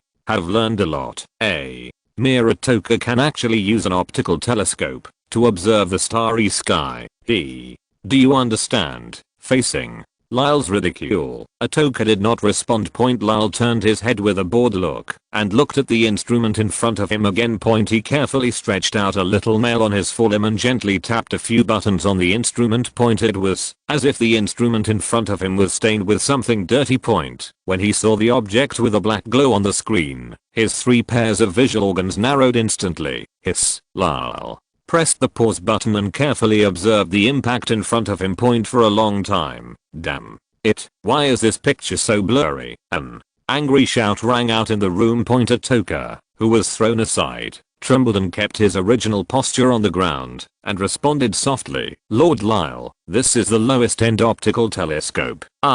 Shut up, Lyle shouted angrily. "You disturbed my thoughts." Atoka trembled slightly and fell to the ground again, pretending to be dead. He quietly reached out to cover the top of his thinking organ to prevent it from revealing his inner thoughts. "I want to take this telescope away." Lyle angrily knocked on the monitor in front of him with his forelimbs and continued in a sharp voice. Without waiting for Atoka to respond, Lyle pressed a button on his watch. The next moment, the door opened again. Several strong Proxima Centauri broke into Atoka's territory. Under Atoka's gaze, the optical telescope was forcibly dismantled, and along with the observation instruments beside it, they were moved out of the room. Then Lyle, dressed in black, stepped over Atoka's head and walked out of the slightly dirty room. The door closed again, isolating the outside world from the inside. To date, this door has been opened 3 times in total. The first time took away his freedom. The second time took away his dignity. As for the third time, it took away his only hope. Atoka stood up silently from the ground, and extremely complex ripples appeared on the skin on the top of his thinking organ. He was angry, unwilling, and desperate. Countless negative emotions rose in his thinking organ. Proxima civilization. The total population is only 100 million. The class differentiation is extremely obvious, and the thinking is solidified. According to the civilization potential theory that was popular a long time ago, the Proxima civilization at this time should be the lowest level of interstellar civilization. Atoka silently looked at the scar left on the ground after the optical telescope was dismantled, and a crazy idea gradually emerged in his thinking organ. He looked at the instruments in front of him that had not changed in hundreds of years, and wrinkles appeared on the skin on top of his thinking organ. A few days later, Atoka looked at the instrument buttons in front of him and fell into deep thought. This is a button that was used to send information to the solar system last time. Although he didn't know how these instruments worked, it didn't prevent him from changing the content of the files he sent. He didn't know whether his decision was right or wrong. But based on his experience for most of his life, this decision should be right. He hesitated for a moment and pressed the button in front of him hard. An electromagnetic wave rushed towards the signal amplifier in the synchronous orbit at the speed of light. After several months, Proxima B sent a signal to the solar system again. Looking at the white light flashing with warnings and dangers in front of him, Atoka breathed a sigh of relief and sat down in a chair with a heavy burden. He knew his ending. Next, his life will come to a perfect end in front of 100 million Proxima people. He slowly closed his 3 pairs of eyes, and a thought flashed through his thinking organs. I hope the solar system civilization can receive my message. To avoid misunderstandings, let me explain that the timeline here is 4 years ago. A few months after Proxima sent the first message to the solar system. Earth 0. How is the construction progress of Mars City? LV. Yongchang looked at the dense clouds and huge lightning outside the window, with some worry in his eyes. Time is running out for the researchers. It is estimated that in about half a month, even the newly built base on the King Tibet plateau will not be able to withstand this bad weather. Professor, Mars City has entered the final stage of construction, and it is expected to be completed in about a month, counting the time spent on going to Mars. We can prepare to set off. P.S. Don't rush. Don't rush. The plot here is so difficult to write. Even if there is an outline, I have to work it out slowly. Chapter 189 Genetic Data. The moment Zero finished speaking, a holographic image quietly appeared in front of LV Yongchang. In the image, the positional relationship between the sun, the earth and the moon was clearly presented in front of him. Professor, the sun is expected to enter the red giant stage soon, according to the current observation data. Within 2 months, the average temperature of the earth will rise by another 30 degrees Celsius, and by then, the maximum surface temperature in some areas will reach more than 100 degrees Celsius. While Zero was speaking, the relative position of Mars also appeared in the holographic image. Professor, Mars is currently moving towards perigee. Therefore, Considering various factors, now is the best time for us to go to Mars, LV. Yongchang did not respond to Zero's words, but silently turned his head to look at the calendar beside him. 2034.5.15 time is indeed almost at its limit. LV Yongchang sighed again. Zero. Tell everyone. Start evacuating in 3 days. The moment he said this, LV Yongchang felt as if a piece of space was empty in his heart. 3 days later, the Earth will no longer be the home of mankind, and mankind will be one step closer to wandering civilization. Received. Zeros.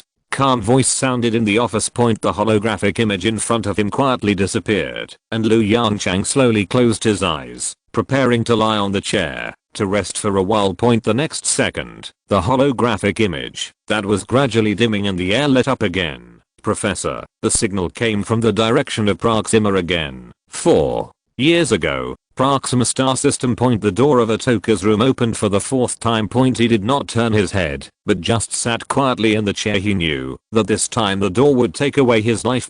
Sure enough, the next moment, several strong Proxima people pulled him up from the chair. Atoka did not resist at all, but just looked at the Proxima people in front of him quietly. That was his superior, Carp, who was responsible for the Atoka and the entire Proxima civilization. Carp's thinking organ was filled with fear and anger. He swung his sturdy forelimbs vigorously and hit Atoka's thinking organ hard. Atoka, tell me, what information did you send to the solar system privately? The question was accompanied by a series of curses. The content of the curse was nothing more than an attack on Atoka's birth method and social status. The skin on the top of Atoka's thinking organ showed extremely obvious wrinkles. He shook his thinking organ slowly. Obviously, he was not going to tell the information he had transmitted. Kapu's face suddenly became a little ugly. He increased his strength, whipped Atoka in front of him a few times, and walked towards the control console. No need to look for it. Atoka's hoarse voice revealed a bit of madness. I have deleted all the data. Kapu paused slightly, turned his head, and looked at Atoka with contempt. He did not speak, but silently pressed a few buttons on the console in front of him. A scanning beam appeared. After confirming the identity, lines of data suddenly appeared on the screen. Looking at the familiar data, Atoka suddenly widened his narrow visual organ. No. I deleted it. I clearly deleted the data. Stupid. Atoka is Atoka, only worthy of doing the lowest things. Carp said mercilessly. While cursing Atoka who caused trouble for him, Carp looked at the data content. Just one glance, a dent knot appeared on the top of his thinking organ. Damn it, how dare you do such a thing, Gene. Data, LV. Yongchang stood up suddenly and looked at the holographic image in front of him with an incredible face. Zero. Are you sure it's genetic data, LV? Yongchang's eyes were full of surprise and doubt. That's genetic data. This is almost a trump card of a civilization. It's no exaggeration to say that if this genetic data is correct, then when humans face Proxima civilization in the future, they can completely attack it with genetic means. This is like cheating. LV Yongchang couldn't help but burst out a swear word in his heart. In the holographic image in front of him, countless dense data flashed by. Zero's voice sounded again. Professor, if there is no problem with the dictionary they sent over, this is indeed the genetic data of the Proxima people. In addition to the genetic data, there are a few words. LV. Yongchang swallowed slightly and asked softly, what words? A line of Chinese appeared in the holographic image in front of him. Dear Solar System Civilization, let me introduce myself first. I'm Atoka from the Proxima civilization. LV Yongchang quickly read the text in front of him. Then, he turned his head with a complicated expression and looked at the genetic data in the holographic image beside him. He was a little caught off guard in the face of such a situation. Zero. Do you think this genetic data is credible? Regarding the issue between the two civilizations, Lu Yongchang seemed particularly cautious. Zero responded quickly. Professor, according to the situation described in those few sentences, that Atoka did have the motive to do such a thing. LV. Yongchang frowned and asked again. According to Atoka, he should be the lowest existence in the Proxima civilization. How did he get this genetic data? Zero was silent for a while. Professor, there is not enough information to analyze. LV.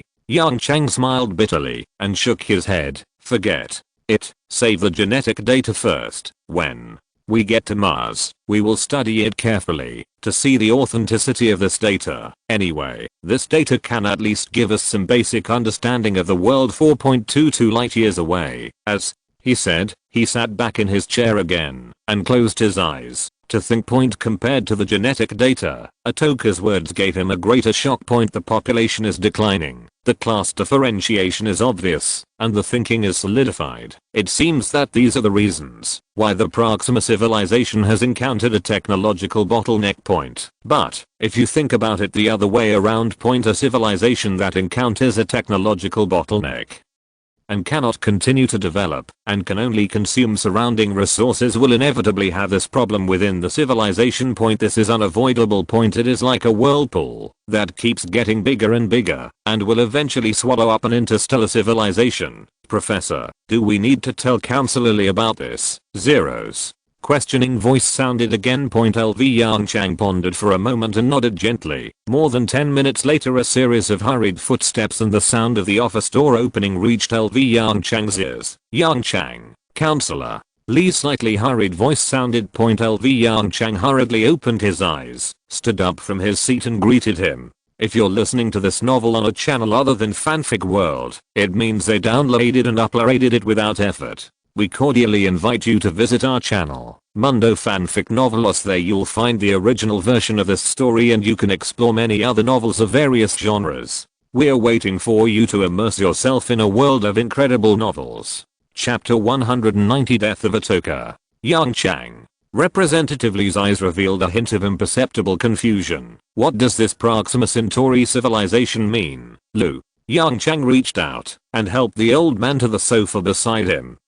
Be honest, I was also a little dizzy from Proxima Centauri's tricks. Faced with the old man's doubts, Lu Yongchang couldn't help but smile bitterly. However, with this information, we can at least be sure of one thing. When the old man heard this, his eyes became even more confused. We don't have to worry about the so-called chain of suspicion anymore, and we don't have to think about Proxima Centauri's attitude towards us. Lu Yongchang shrugged helplessly. There will definitely be a war between us and them. Inside a disk building on Proxima B. Atoka's limbs were firmly tied to a frame made of steel. This was his execution platform. Not long ago, he was convicted of crimes against civilization and will be sentenced to the highest level of punishment in civilization. Including other Atoka. All Proxima people can see the complete process of his death with the help of broadcast equipment. The door of the circular building slowly opened.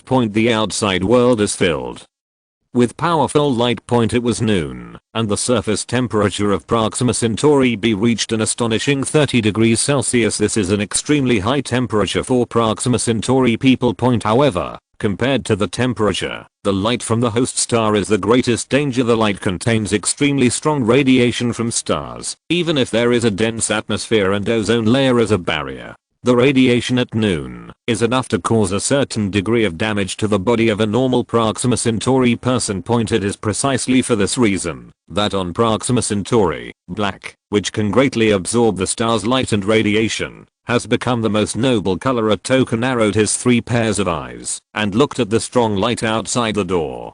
Countless thoughts flashed through his thinking organs at this moment. Several Proxima Centauri people responsible for the execution quickly pushed the steel execution platform to the outside world. Stimulated by the strong light, Atoka subconsciously closed his eyes. A burning and stinging sensation came from his back. Atoka knew that it was the effect of the light from Proxima Centauri shining on him. But it's not enough to be fatal. Atoka turned his head and looked aside. After the Proxima people responsible for the execution pushed Atoka to the designated position, they quickly ran to the side, took out a huge disc-shaped object, and placed it under Atoka's body. Atoka looked at the disc-shaped object under him that was covered by a dark curtain, and a chill flashed in his heart. He knows what it is. The dark curtain was lifted instantly, revealing what was hidden inside. A huge concave mirror, similar to solar cooker, execution platform structure, solar stove. The moment he saw the concave mirror, An extremely burning feeling appeared in his abdomen. Atoka stared at the executioners in the distance, who had the same origin and status as him, and let out meaningless roars. Get ready for war, everyone. On Proxima Centauri, inside a huge disc-shaped building, a slightly high-pitched voice sounded in the center. The sound spread along the dense atmosphere and bounced off the smooth inner walls of the building for the first time, forming layers of echoes. The echoes gradually died away, and silence fell in the crowded hall. All the Proxima people stared at their 3 pairs of narrow eyes and looked at Lyle, who was wearing black clothes in the center. Dear Lyle, why do you say that? A Proxima man wearing dark grey clothes stepped forward and asked in a respectful tone, can't we send another message to the solar system to clarify the misunderstanding? Lyle, who was wearing a black robe, glanced in the direction of the sound point. When he saw the dark grey clothing that represented the royal family, Lyle's arrogant expression softened slightly. Dear Rex, I can explain to you why. As he spoke, an extremely complex ripple appeared on the top of Lyle's thinking organ. Everything stems from that Atoka who knows nothing about the world. The ending of being executed in public is really a bargain for him. He transmitted his genetic data to the solar system. Do you know what this means? Lyle shouted excitedly. This means that our race has been stripped naked and placed on the dissecting table of the civilization of the solar system. Once they arrive at Proxima Centauri, they can launch a genetic attack on us at any time. By then, Proxima Centauri civilization will be completely extinct. Dear Rex, we cannot leave the fate of our race into the hands of others.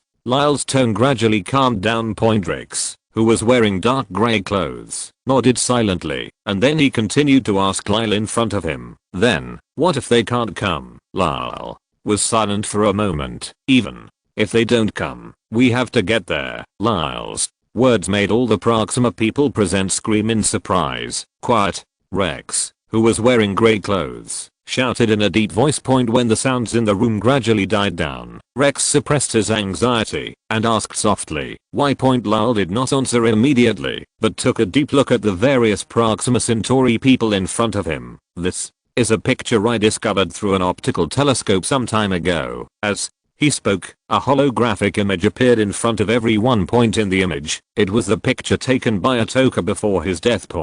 That Lyle unceremoniously claimed this achievement for himself. After my observation and calculation, it can be basically confirmed that this is a man-made object. When seeing this black glowing object entering Proxima Centauri, everyone present once again let out a low cry. Lord Lyle, what happened to our main star? A few sharp inquiries sounded from the audience.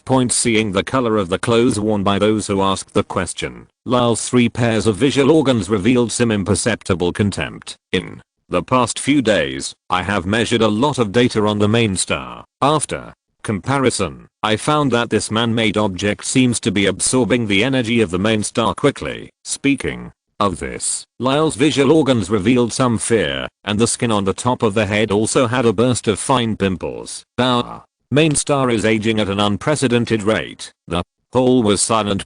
Every Proxima Centauri had a certain amount of fear on their faces. It's a blessing in disguise. Our main star is a red dwarf. It won't expand like a red giant, nor will it produce a terrible disaster like a helium flash. It will only slowly extinguish and turn into a black dwarf that no longer emits light or heat. This process originally took trillions of years to achieve, but now it will only take about 100 to 200 years. The hall, which had originally had some light discussions, fell silent again. 100 to 200 years. You know, the average lifespan of a normal Proxima Centauri is about 500 years. 100 to 200 years is too short for everyone present.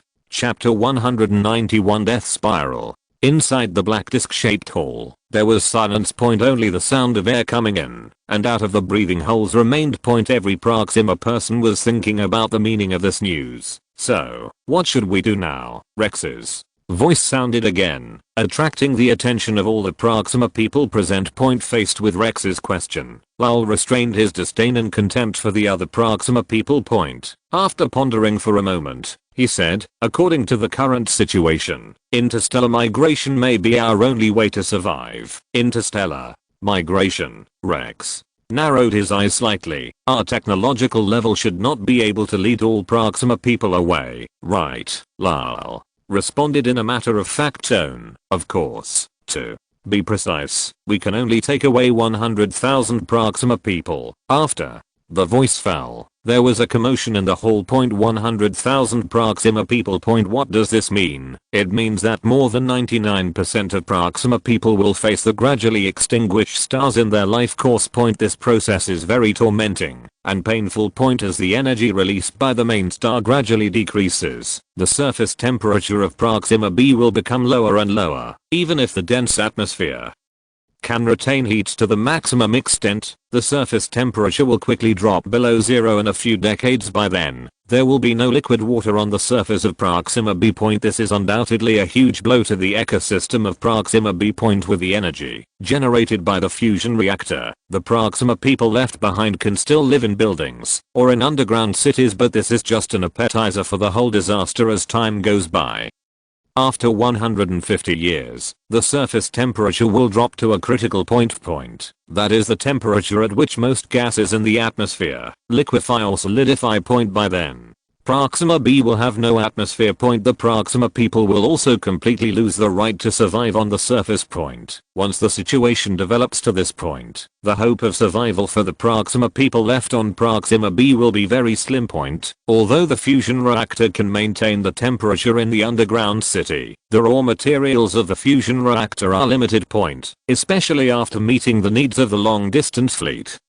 The helium-3 resources on Proxima Centauri are only enough for the entire civilization to consume for decades. Although there is a gas planet inside the Proxima Centauri system, which contains extremely rich helium-3 resources, but according to the current productivity of Proxima Centauri, it is nothing but a pipe dream to obtain helium-3 resources from that gas planet. A few minutes later, Rex, who was wearing a grey coat, opened his breathing hole and took a deep breath. In this case, let's prepare the interstellar immigration plan as you said. Just respected Lyle, where are you going to choose the target? Lyle did not speak, but silently looked towards the direction of Atoka's execution. You mean the solar system? The smooth skin on the top of Rex's thinking organ instantly showed huge and dense pimples. Even as a royal family, he was used to seeing big storms, but he was frightened by Lyle's idea. His breathing rate suddenly quickened a bit, and a sharp voice rang out. This is courting death. Seeing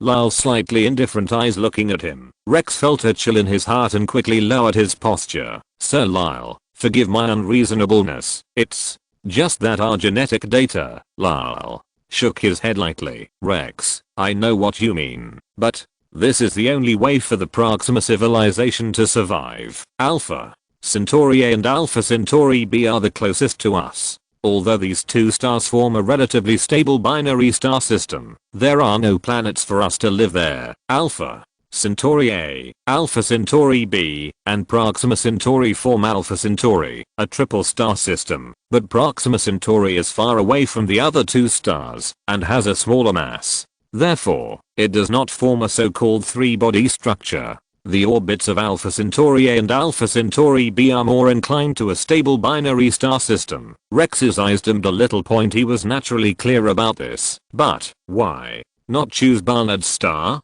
Like Proxima, it is also a red dwarf. Rex continued to ask. According to our observations, the structure of the Barnard star system is similar to that of the Proxima star system, and both have a gas planet and a solid planet. Lyle was silent for a while. Rex, do you know how far Barnard star is from us? Lyle's voice became sharp again. 6.55 light years. Damn, that's 6.55 light years. Lyle's emotions suddenly became intense.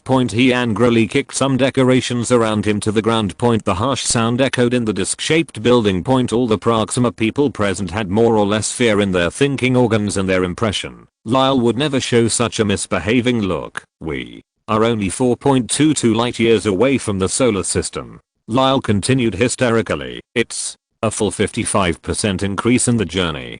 Tell me, how are we going to get there? Rex lowered his thinking organ and whispered back, perhaps we can choose to bring fewer Proxima Centauri. Lyle's Breathing hole opened slightly, and he let out a series of rapid and high-pitched screams. He walked to Rex angrily, stretched out his sturdy forelimbs, and grabbed Rex's grey coat. If we go to Barnard's Star, we can only carry 10,000 Proxima people. Do you know how many people are needed to maintain the current level of technology? At least 100 million Proxima people. 100,000 Proxima people. Even if these 100,000 people are all elites, our technology level will still experience an unprecedented setback. 10,000 Proxima people. Do you want us to go back to the Stone Age? Rex did not answer Lyle's question, but just lowered his head and looked at the dark ground point. At this moment, deep despair emerged in his thinking organ. Point. A creepy idea gradually emerged. Point. If the object that entered Proxima was intended to destroy the Proxima civilization, then it has obviously completed its mission. Point. 100,000 Proxima people can never support an interstellar civilization. Point. Even if they managed to escape, they would fall into a death spiral of technological decline. Point. In other words, unless a miracle happens, the Proxima civilization has entered a countdown to extinction. Point. Lyle loosened his forelimbs, and the breathing holes on his body opened and closed rapidly. Point. He gradually calmed down, so he glanced at everyone with a fierce look and said in a deep voice, "Get ready for war, everyone. I'm not kidding. This is the only way for the Proxima civilization to survive." Chapter 192. Solar System, Earth, Professor, it's time. A soft light lit up in the slightly dim office. Zero's virtual image gradually appeared beside the desk. Most of the researchers have evacuated. It's your turn and the chairman's turn. LV. Yongchang nodded silently, picked up the white coat hanging beside him, and put it on himself. Then he walked towards the door of the office. The moment his hand was on the door handle, LV Yongchang turned his head again to look at the dim room. His eyes looked straight at the window. Outside the heavy reinforced glass, it was a hellish scene. Clouds stretching for countless kilometers, countless dancing golden thunders and unprecedented storms filled the whole world. Hey, LV. Yongchang turned the door handle and turned to walk out of the room. With the click of the door closing, the holographic image turned into light dust and dissipated in the air, and the originally dim room became even darker. Jianmu underground base. Because of the extremely bad weather outside, for the sake of safety, they chose to take the space elevator to the spaceport. Speaker. LV Yongchang, who came to the underground base, saw Senator Lee standing in front of a screen from a distance. Yongchang. Senator Lee turned his head and looked at LV Yongchang. You are here. Look at this Earth. While speaking, Senator Lee cast his eyes on the screen next to him again. It's hard to imagine that our Earth has become like this in just a few years. Seeing the pain in Senator Lee's eyes, LV Yongchang fell into silence. After a long time, he sighed softly. Speaker. There will be a chance to come back. The solar system will always be the home of human civilization. Senator Lee nodded gently, without speaking, and walked directly into the space elevator. LV Yongchang looked back at the underground base again. The huge underground base was empty. Zero. Start transmitting data. LV Yongchang said solemnly. This is a penultimate step for human civilization. To evacuate the Earth. Zero needs to package his main program and transfer it to the Earth starship host located in the Jianmu spaceport. The transmission method is naturally quantum long distance communication. Yes, Professor. Zero's voice sounded, connecting to the Earth starship. Connection successful. Transmitting data. The next moment, the holographic image in the underground base quietly dissipated. Various facilities also left only the most basic functions to maintain operation. The waiting time was not long. It took more than 10 minutes. Professor, the transmission is complete. Zero's voice sounded again, and the holographic image unfolded again. Everything went well, and like more than 10 minutes ago, Zero at this time was inside the Earth starship 91,000 kilometers above the surface, communicating with Liu Yongchang through quantum long distance communication technology. Liu Yongchang nodded gently, and his originally solemn face suddenly relaxed a lot. This is a step he is most worried about, and it is also the step that is most likely to have accidents once there is any accident in the transmission of Zero's main program. Human civilization is basically doomed to perish. He breathed a sigh of relief and stepped into the space elevator. The elevator was full of people, but it was unusually quiet. Researchers, starship pilots, and members of the Human Union. The last group of evacuees sat quietly in their seats, silent, looking ahead with a distracted look. Seeing LV Yongchang walk into the space elevator. At that moment, everyone's eyes turned to him. Familiar faces came into his sight. Fang Zhu, Tang Wenshan, Mao Zhengzi, Mo Xiang, Kong Xingbang, Hong Kaiming. Facing everyone's expectant and somewhat confused eyes, LV Yongchang couldn't help but feel his heart sink. It was as if a huge rock was pressing on his heart, making him breathless. Everyone, LV Yongchang opened his mouth, but didn't know what to say. He silently looked at the eyes of all the researchers, and for a long time, he exhaled deeply. May the glory of mankind last forever. A slight applause sounded from the corner. LV Yongchang turned his head and looked in the direction of the sound. Counselor Lee sat quietly in a chair by the porthole of the space elevator, looking at him with a smile on his face. The light reflected the wrinkles on the old man's face. It was at this moment that he suddenly realized that the old man had aged a lot in just a few years. As Counselor Lee's applause rang out. Applause rang out in the space elevator one after another. Professor Liu, we are waiting for you to take us out of the solar system. Yes. Break out of the solar system and colonize the Milky Way, Professor. It's agreed that you will take us back to the solar system to have a look. Several young researchers were full of smiles on their faces, clapping and shouting loudly. The originally dull atmosphere in the space elevator was swept away. LV Yongchang looked at several familiar faces who smiled at him, and a smile also appeared on the corner of his mouth. He walked towards the counselor, sat down in the seat next to the old man, and said in a deep voice, "Zero, let's start." A slight vibration and buzzing sound came from the soles of his feet. Jianmu started. Taking into account the generally low physical fitness of the people present, the space elevator adopted the most gentle operation mode. Even so, in just a few minutes, the space elevator reached an altitude of thousands of meters. Liu Yongchang turned his head and looked toward the porthole. Outside the porthole window, there are layers of dense dark clouds. It is formed by massive evaporation of seawater. They envelop the entire planet like a sauna. Between heaven and earth, a large amount of rain poured out.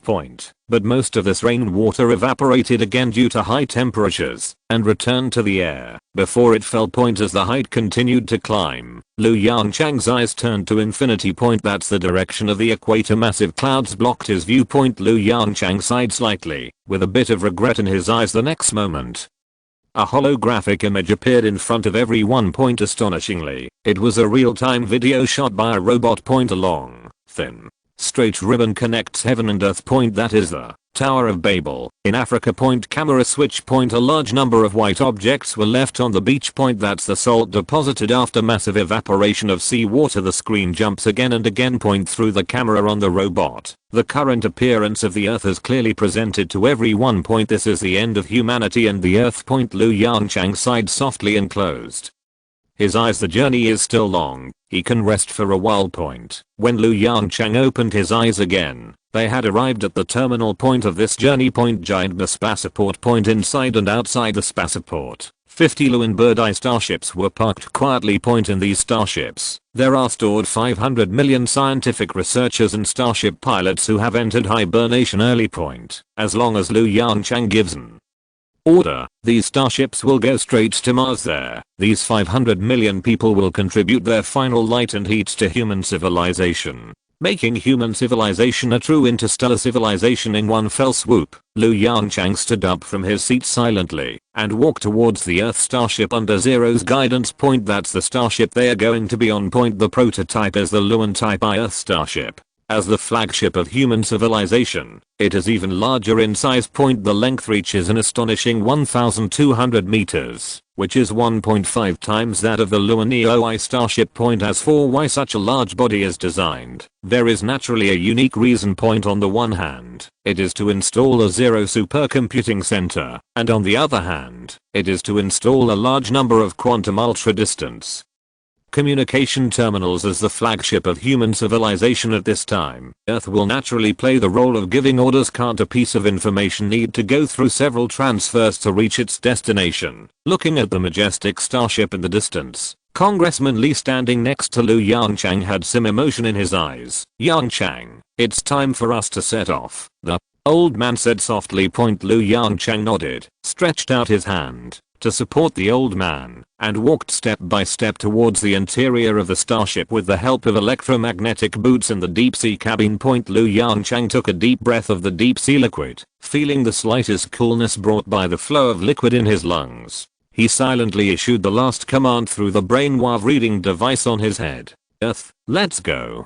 P.S. In order not to affect the reading experience, this chapter has been specially added with a few more words starting tomorrow. A new chapter will begin, the Solar System chapter. Chapter 193, Martian Dust Storm. Professor, we are here." A familiar electronic synthesized voice came from the outside world. The voice seemed extremely far away. Yongchang's consciousness gradually returned, and an unprecedented sense of heaviness and lag came from all parts of his body. It was as if he was in a slow motion movie. The brain issued an order, but the body's execution was several beats slower after some effort. Yongchang slowly opened his eyes in zero soft call. Seeing a piece of light yellow liquid in front of him, Yongchang's heart flashed a trace of panic. But he quickly reacted to the environment he was in. Deep sea cabin. In order to save as much supplies as possible, Yongchang chose to hibernate. After entering the deep sea cabin and issuing the departure order, Yongchang's eyes moved slightly, and he quickly issued an order in his mind. The brainwave reading device obtained the information. The next moment, the light yellow deep sea liquid in front of him began to drop. An extremely slight suction feeling came from the lungs. It was a lung tube composed of nanorobots sucking the deep sea liquid, filling the lungs. After a few minutes of waiting, several lines of holographic text appeared on the hatch of the deep sea cabin in front of him. "Deep sea fluid recovery completed. Lung tube recovery completed. Professor Liu, welcome to Mars. The hatch is about to open." The sound of the hydraulic device operating reached Yongchang's ears. Looking at the slowly opening hatch, Yongchang's eyes showed some excitement. Mars. He will soon be able to set foot on a planet outside the Earth. 4. Yongchang. This scene was like a scene in a dream. His hands trembled slightly, and he untied the brainwave reader on his head, and then took off the mask covering his mouth and nose. Cough. Cough cough. He subconsciously took a deep breath. The deep sea fluid remaining in his lungs gave him an extremely bad experience. While wiping the deep sea fluid overflowing from his mouth and nose, Yongchang staggered out of the deep sea cabin. Under Zero's guidance, Yongchang soon came to the bathroom. At this time, the Earth starship was still in the synchronous orbit of Mars. Therefore, the bathroom and zero gravity caused him a lot of trouble.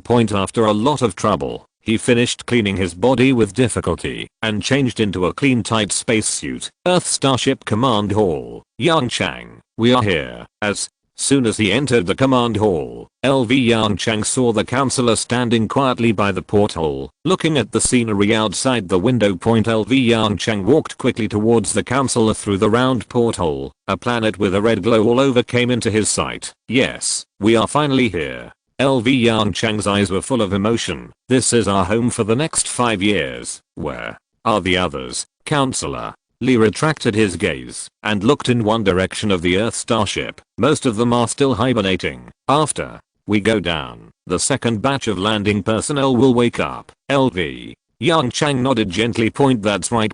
It is obviously an unrealistic idea to let 500 million people land on Mars at one time." Zero's holographic image quietly appeared beside him. "Chairman, Professor Liu, the Earth starship is about to enter the Mars port. Please return to your seat immediately." Yongchang turned his head to look at the porthole on the right. Outside the porthole, a disc-shaped building with a similar structure to the giant Mu spaceport floated quietly in the deep space. Marsport. The place where humans will build starships in the future. Under the Marsport, there is also a straight and slender ribbon. The ribbon stretches straight to the ground. That is the space elevator Zunmu. Set up in the center of Mars City, Zunmu, a mythical big tree, comes from Shanhaijing Overseas North Classic. Zunmu space elevator. LV Yongchang supported the chairman of the senator and slowly walked into the space elevator. He silently scanned the crowd. Perhaps because they were about to step on the soil of an alien planet. Every researcher's face was filled with excitement and anticipation. Infected. A smile gradually appeared on LV Yongchang's face. The haze of being forced to flee the earth also dissipated at this moment. He found his seat in the seat of the president of the parliament, fastened his seatbelt, and then LV Yongchang took a deep breath and issued a landing order. 0. Start. Zunmu. Received. Zero's voice sounded quickly. At the same time, there was a slight buzzing sound. Unlike Jianmu and Tower of Babel, Zunmu was built on Mars thanks to the smaller mass and gravity of Mars. The length of Zunmu is less than half of the former 235,000 kilometers. Therefore, this journey to Mars is much shorter. After the space elevator was started, a holographic projection slowly unfolded in front of everyone. A simple video of the Mars city began to play on it. The Mars city consists of 5 parts, which can accommodate a total of 500 million people living at the same time. As Zero's electronic synthesized sound sounded, a high-altitude shot appeared in front of everyone. 5 huge white hemispherical buildings. The arrangement is similar to the shape of a Chinese character for a turn. Such a split structure is also to better distinguish functional modules. The entire Martian city is divided into 4 parts functionally. Cities 1 and 2 are mainly responsible for scientific research. City 3 is the so-called living area, and City 4 is divided into a storage area. As for City 5 in the center, it is an important functional area connected to the space elevator and responsible for material transportation. In order to facilitate construction, the main structure of Mars City is a steel frame and skin structure. Zero's voice sounded again. Although it is a skin structure, everyone can fully believe in the solidity of Mars City. As soon as the voice fell, a slight shaking feeling came from the soles of the feet. Then, there was an obvious sense of deceleration. The space elevator automatically triggered the emergency mechanism, and the operating speed began to decrease rapidly. A slight commotion came from all over the cabin. Lu Yongchang turned his head and looked out the porthole beside him. A piece of red. The boundless Martian dust covered the entire sky and even swallowed the space elevator between heaven and earth. Continuous slight tremors came from the soles of the feet. Yongchang, the chairman of the council beside him, asked softly with a bit of worry in his eyes. What's going on, LV? Yongchang retracted his gaze, shrugged, and said helplessly, Chairman, our luck doesn't seem to be very good. What do you mean? Hearing LV Yongchang's words, the uneasiness on the old man's face became more intense. This is a space elevator. If there is any accident, the old man didn't even dare to think about what would happen next. Chairman, it's a Martian dust storm. Before LV Yongchang could speak, Ling took the initiative to speak. After Ling's voice fell, the discussion in the elevator cabin became more obvious.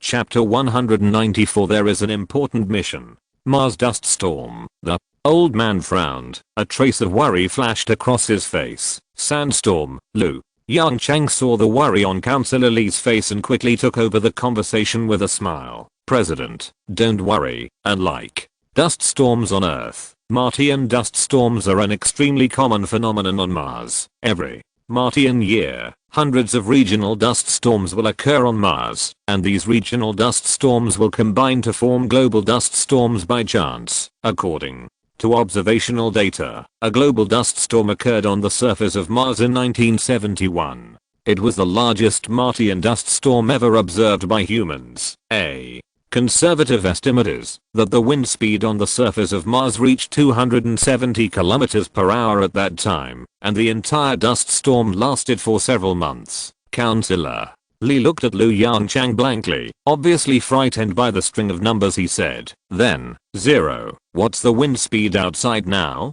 Lu Yongchang asked Ling with a smile. Professor, the current wind speed is not high. The surface wind speed is 124 km/h. Hearing Zero's words, the old man's eyes straightened a bit. Yongchang, do you think this wind speed is high? The old man tried to search through his memory. I remember that the wind speed was already a category 12 typhoon, right? Lu Yongchang smiled and stretched out his hand to gently pat the old man's bony shoulder. President, don't worry, this is Mars, not Earth. The atmosphere of Mars is thin, with a density of only 1% of the Earth's atmosphere. Although the wind speed looks scary, it is not actually very powerful. Martian dust storm. Yongchang's explanation dispelled the old man's worries. According to model calculations, Mars City can withstand Martian dust storms of more than 1,000 kilometers per hour.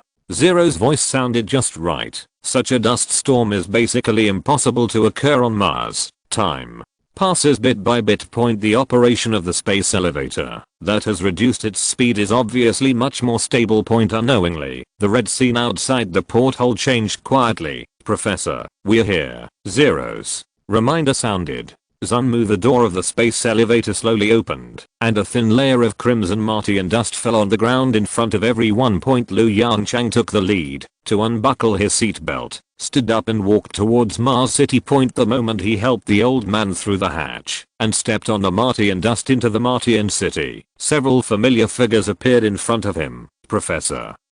Long time no see, Bay. Yongchang stood there upright, grinning and saluting the chairman of the assembly, and Yongchang with a standard military salute. Report. The Mars City construction plan has been successfully completed. Please give instructions from the chief. As Yongchang finished speaking, dozens of Starship pilots behind Yongchang raised their right hands and saluted the scientific researchers who walked down the elevator looking at the slightly thin bodies of everyone in front of him. The congressman's eyes were slightly red. He silently let go of Yongchang's hand supporting him, stood up as straight as possible, raised his wrinkled right hand, and saluted everyone. Thank you for your hard work, Professor. Do we still have a mission now? Perhaps because they saw new compatriots for the first time in several months. Yongchang and others were obviously much more excited.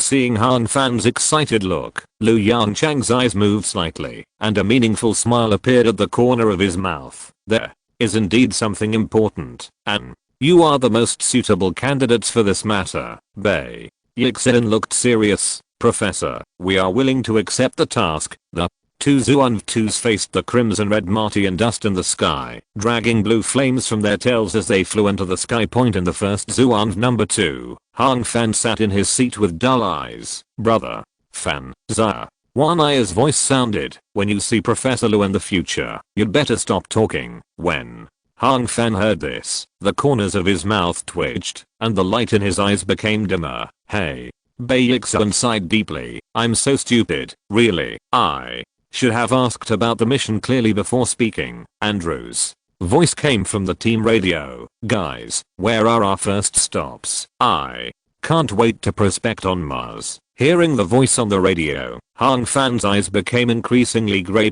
He moved his lips slightly and murmured to himself, why, after we have been going around for a long time, do we still have to drill holes on Mars? Mount Sharp, officially known as Mount Aeolian Point, located in Gale Crater on Mars. The mountain is 5,500 meters high, which is considered a small mountain on Mars. The two Zhuan-2 starships slowly landed at the foot of Mount Sharp Point. The hatch slowly opened, and 6 astronauts wearing light spacesuits walked out of the starship with light steps. Captain Bay, why did you choose this small mound? Andrew's inquiry came through the radio. There are many mountains taller than this in the target location. Yongchang raised his head and looked at this small mound lying on the surface of Mars and responded softly, because Curiosity has explored this place before. Curiosity? Andrew and the other 3 exclaimed over the radio. Captain Bay, are you talking about the Curiosity Mars rover launched by NASA more than 20 years ago?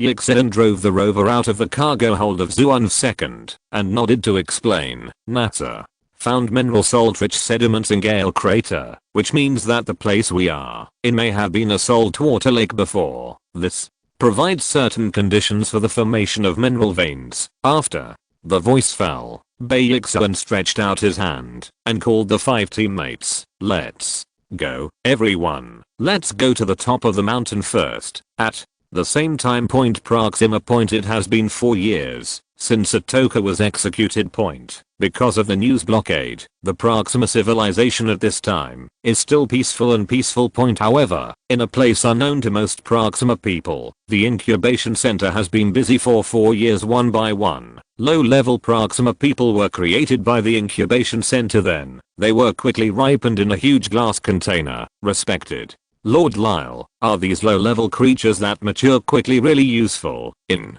the incubation center? A grey-clad Rex asked Lyle, who was dressed in black. In a respectful tone point Lyle carefully looked at the data on the monitor next to him point. After seeing that all the values were normal, a look of joy appeared on his thinking organ. Of course it is useful, although they don't have any knowledge. Their bodies are the best labor for building starships. The main star is about to go out, and we can only escape through a large number of starships. You should know this, right, Rex? Hurriedly leaned down slightly point. Although he is a member of the royal family, his status is the lowest in the royal family. Of course, Lord Lyle.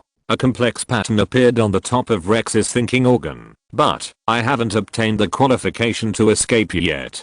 A strong F-low sound came from Lyle's breathing hole. You are the worst Rex I have ever seen, but I'm in a good mood today. Lyle said arrogantly, if you manage the incubation center well, maybe I can give you a place. Rex quickly raised his forelimbs and placed them on the top of the thinking organ, showing his submission and respect to Lyle in front of him. The voices of the two Proxima people gradually faded away. A thin low-level Proxima person trembled slightly and widened his 3 pairs of visual organs. Chapter 195 Gale Crater. Meris, what are you doing? A deep voice came from behind, frightening the body of the thin and low-level Proxima Centauri to tremble violently. Malas, that is a collective name for these low-level Proxima Centauri hatched by the incubation center. Congenital deficiencies, coupled with various acquired factors, result in their extremely thin bodies. They generally have low IQs and are located at the bottom of Proxima Centauri civilization.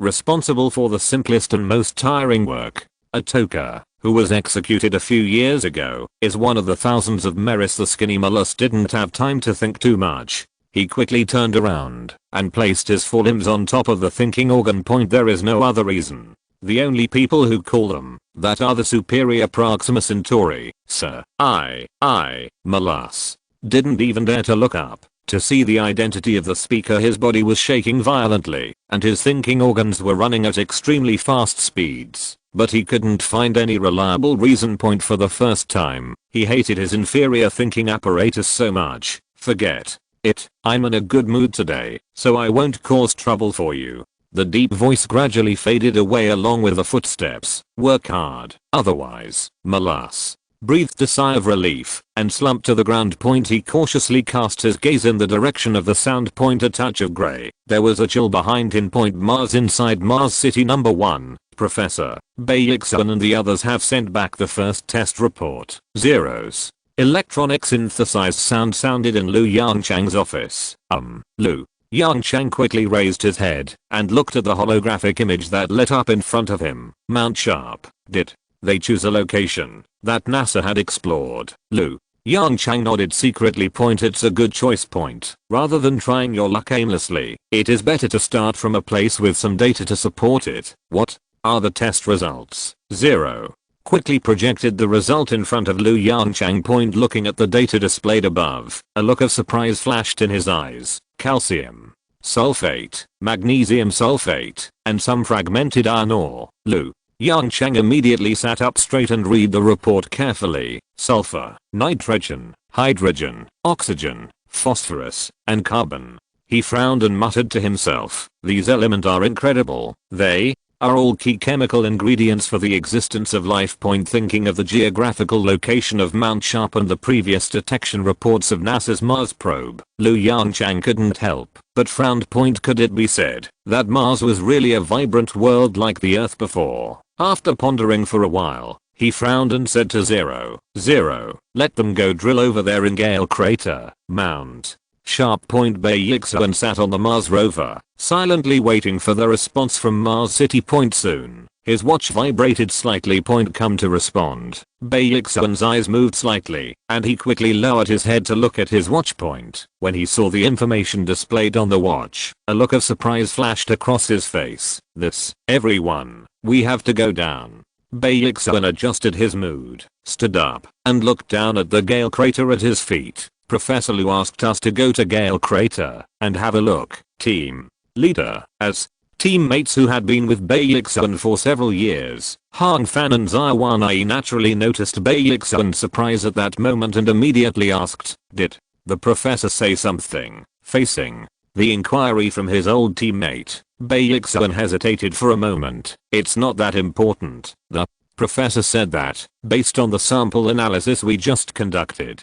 there is a possibility of life in Gale crater. Of course, not now, but before. Baeksun quickly added, as if fearing that his teammates would misunderstand, I'm not talking about the fungal life discovered last time when I dug a hole, but life similar to the one on Earth. Hearing this, a look of shock flashed across the faces of the 5 teammates. Similar to Earth. Captain, are you sure? Hong Fan smacked his lips and turned to look around. Inside Gale crater, the eyes were red. In addition to fine gravel, there are large rocks everywhere. In such an environment, could life like Earth be born? Baeksun shrugged. Professor Lu said, but don't have high hopes. The probability of this happening is very small. The foot of Mount Sharp, inside Gale crater. Andrew and Bruno squatted down and used tools to gently brush away the red Martian sand on the surface, revealing the ground with some lines inside. It's this sedimentary rock. Bruno's eyes lit up, and he quickly stood up and waved to his teammates when everyone got closer. Bruno pointed to the ground and said excitedly, everyone, look at what this is. Typical sedimentary rock. This kind of pattern is usually only formed by the transportation and sedimentation of water flow and glaciers. Through the glass mask, Bruno saw the surprised looks on everyone's faces. He reached out and tapped the rock in front of him. Professor Lu is right. Anyway, this place may have been a lake in the past, and there was indeed the possibility of life. Baeksun knelt down and reached out to gently brush the rocks in front of him. Through the gloves, he clearly felt the texture of the rock surface. At this moment, he held his breath slightly. It was as if he was not touching the rock, but the pulse of Mars for billions of years. After a long time, he exhaled a long breath, stood up and said, let's go this way. Hong Fan, bring the drilling equipment. Let's see what it's like underground. With the joint efforts of the 6 people, the drilling equipment was quickly built again. Under the joint action of the motor and the drill bit, the redstone chips quickly splashed out. Because of gravity, some fine dust floated in the air and did not fall to the ground. The air around the drilling hole quickly became turbid. Baeksun, who was responsible for controlling the drilling equipment, glanced at the display on the side through the turbid air. Looking at the various data displayed on it, Baeksun shook his head helplessly. This place is really difficult to drill. It is estimated that there are sedimentary rocks underneath. As soon as the voice fell, the drill bit sank down instantly, as if there was no obstacle. Fuck. Looking at the rapidly descending drill, Baeksun didn't have time to think about it and pressed the emergency stop button with muscle memory. Captain, the movement at this moment obviously scared several teammates next to him. What's going on? Why is the drill? Hong Fan squatted down with a look of fear and observed the drilling machine. Baeksun swallowed slightly, stood up slowly, and pressed the switch to reverse the motor with trembling hands. I don't know either. It doesn't seem to be a rock layer below. Chapter 196 Mars Simulation Results. After the sampling work was completed, as the motor turned in the opposite direction, the long drilling rod was quickly pulled out from the surface. There was nothing unusual in the first 5 meters. The surface of the drilling rod was covered with red rock chips, but the next picture was a little different. A deep red. Seeing this obvious color difference, Baeksun's eyes showed some uneasiness. Being on an alien planet, facing this unknown situation, uneasiness and worry are extremely common psychological phenomena. Not only Baeksun, but also the other 5 teammates showed some worry on their faces. Captain, this Zai's voice came from the radio. Calm down. Baeksun took a deep breath and said softly, wait until all the drilling rods are out before seeing the situation. There was silence in the team's radio channel. Everyone's eyes were fixed on the drilling rod in front of them. The motor stopped. Bei Yixuan and Han Fan, as the two people closest to the drilling rod, found the problem at the first time. Wet. Han Fan stared at the drilling rod in front of him blankly. Bei Yixuan subconsciously reached out and gently touched the drilling rod, then twisted it gently with his fingers. No, to be precise, it should be damp. Mars. City number 1, 5 meters underground is wet soil. LV. Yongchang looked at the holographic image in front of him in disbelief. Professor, it should be wet, Marty and dust glued together. Zero meticulously corrected Lu Yongchang's slip of the tongue. It's not important. LV. Yongchang waved his hand casually, frowning. The point is, how can it be wet? How can it be wet? Zero. What is the surface temperature of Mars now? Zero quickly responded to his question. It is currently noon in Gale Crater, and the surface temperature is 10 degrees Celsius. Affected by the sun, the temperature is about 20 degrees Celsius higher than the same period last year. LV. Yongchang frowned. 10 degrees Celsius. This does make it possible for liquid water to exist. What's the temperature at night? Last night, the surface temperature of Gale Crater was minus 25 degrees Celsius, about 15 degrees Celsius higher than the same period last year. LV. Yongchang shook his head solemnly. No, this is not right. Such a temperature is definitely not enough to melt the ice layer 5 meters underground. Could it be the effect of underground magma? Just as LV Yongchang was struggling, a familiar voice came from the door. LV Yongchang trembled slightly, obviously startled by the sudden sound.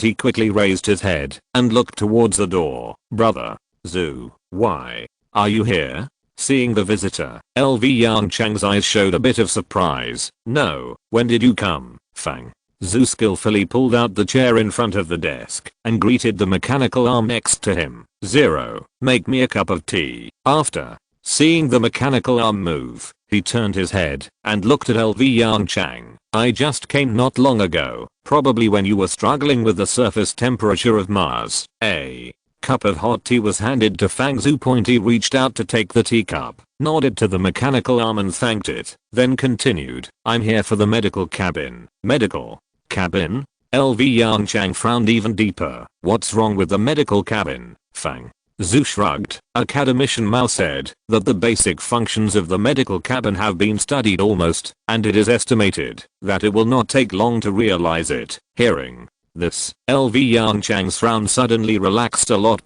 This should be the first good news. Since coming to Mars, the breakthrough of medical cabin technology will greatly extend the average life expectancy of humans. Although the life expectancy of 100 years is not enough for interstellar civilization, it is always a good thing to have a breakthrough anyway. So, what about the underground magma activity you just mentioned? LV Yongchang brought the topic back. There is no large-scale magma activity on Mars. You should know this. You also said that there is no large-scale magma activity. Fang Zhu said while drinking tea. I just gave you a guess. Maybe there is still a little magma activity under the Gale Crater. LV Yongchang nodded silently. Perhaps only this reason can explain the existence of liquid water. Professor, the complete report of the drilling sample has come out. As Zero's voice sounded, a report appeared in front of Lu Yongchang. Sedimentary rock. There are obvious traces of water erosion and sedimentation. Looking at the data in front of him, Lu Yongchang's eyes flashed with excitement. Sure enough, Mars was really a habitable planet in the past. Fang Zhu also put down the teacup in his hand at this time, looking at the test data provided by Zero with surprise. This is a subversive discovery. If there is water flow, then the types of minerals on Mars may be more than we imagined. Fang Zhu asked softly. That's right. LV Yongchang nodded quickly, but it's still not as good as Earth. Among the more than 4,400 minerals known on Earth, more than 2,900 are related to biological activities. It's obviously impossible for these minerals to exist on Mars. As he spoke, LV Yongchang turned his head and gave Lingsha an order. Zero, let Bei Yixuan and others drive Zuan second to make a complete survey of Gale Crater. A few days later, Professor, the survey data is out. The Holographic projection quickly unfolded, and a thumbnail of the full view of Gale crater appeared in LV Yongchang's office. 0. Simulate the structure and texture inside the crater. C. Where the water comes from. A. Few minutes later, Professor, the simulation results are out. Arrows and water flows began to appear on the holographic projection. According to the simulation results, part of the water comes from the surrounding area, which is the so-called rain. The other part comes from Mount Sharp. Rainwater? Mount Sharp. LV Yongchang frowned. These two sources. Mount Sharp is easier to explain. After all, in the drilling and detection of Mount Sharp, a large amount of underground ice was indeed detected. It is also possible that there were glaciers on Mount Sharp in ancient times. It's just rainwater. LV Yongchang's eyes moved slightly and he whispered, 0. Continue the simulation. The surface temperature of Mars rises by 70 degrees Celsius. What will be the result? As soon as the voice fell, a red image of Mars appeared in front of him. As time went by, the ice caps at the poles of Mars melted rapidly, and a large amount of carbon dioxide and methane were released. The injection of greenhouse gases greatly improved the warming ability of the atmosphere of Mars. Afterwards, water vapor began to condense, and rain appeared on Mars. Oceans and lakes appeared. Reconstruction simulation of Mars. A blue and red planet appeared in front of him. If you're listening to this novel on a channel other than Fanfic World, it means they downloaded and uploaded it without effort. We cordially invite you to visit our channel, Mundo Fanfic Novelos. There you'll find the original version of this story and you can explore many other novels of various genres. We're waiting for you to immerse yourself in a world of incredible novels. Chapter 197. Andrew, please reply if you receive it. The fantastic scene in front of him did not surprise LV Yongchang too much. Or rather, such a scene is actually very normal. Water is not uncommon in the solar system. It's just that due to the temperature, most of it exists in solid form. The various signs in Gale crater have shown that liquid water existed on Mars in the past. According to previous scientific inferences, Mars had core activity 4 billion years ago. Thanks to this, although it is not as good as the Earth, the environment of Mars has not become what it is now. At least, it is possible that liquid water exists on its surface. LV Yongchang couldn't help but fall into deep thought. What exactly caused Mars to become what it is now, Professor? According to the latest news sent back by Captain Bayekson, a huge flood occurred in Gale crater about 3.9 billion years ago. Zeros. Voice sounded again. Scenes appeared in the holographic image. This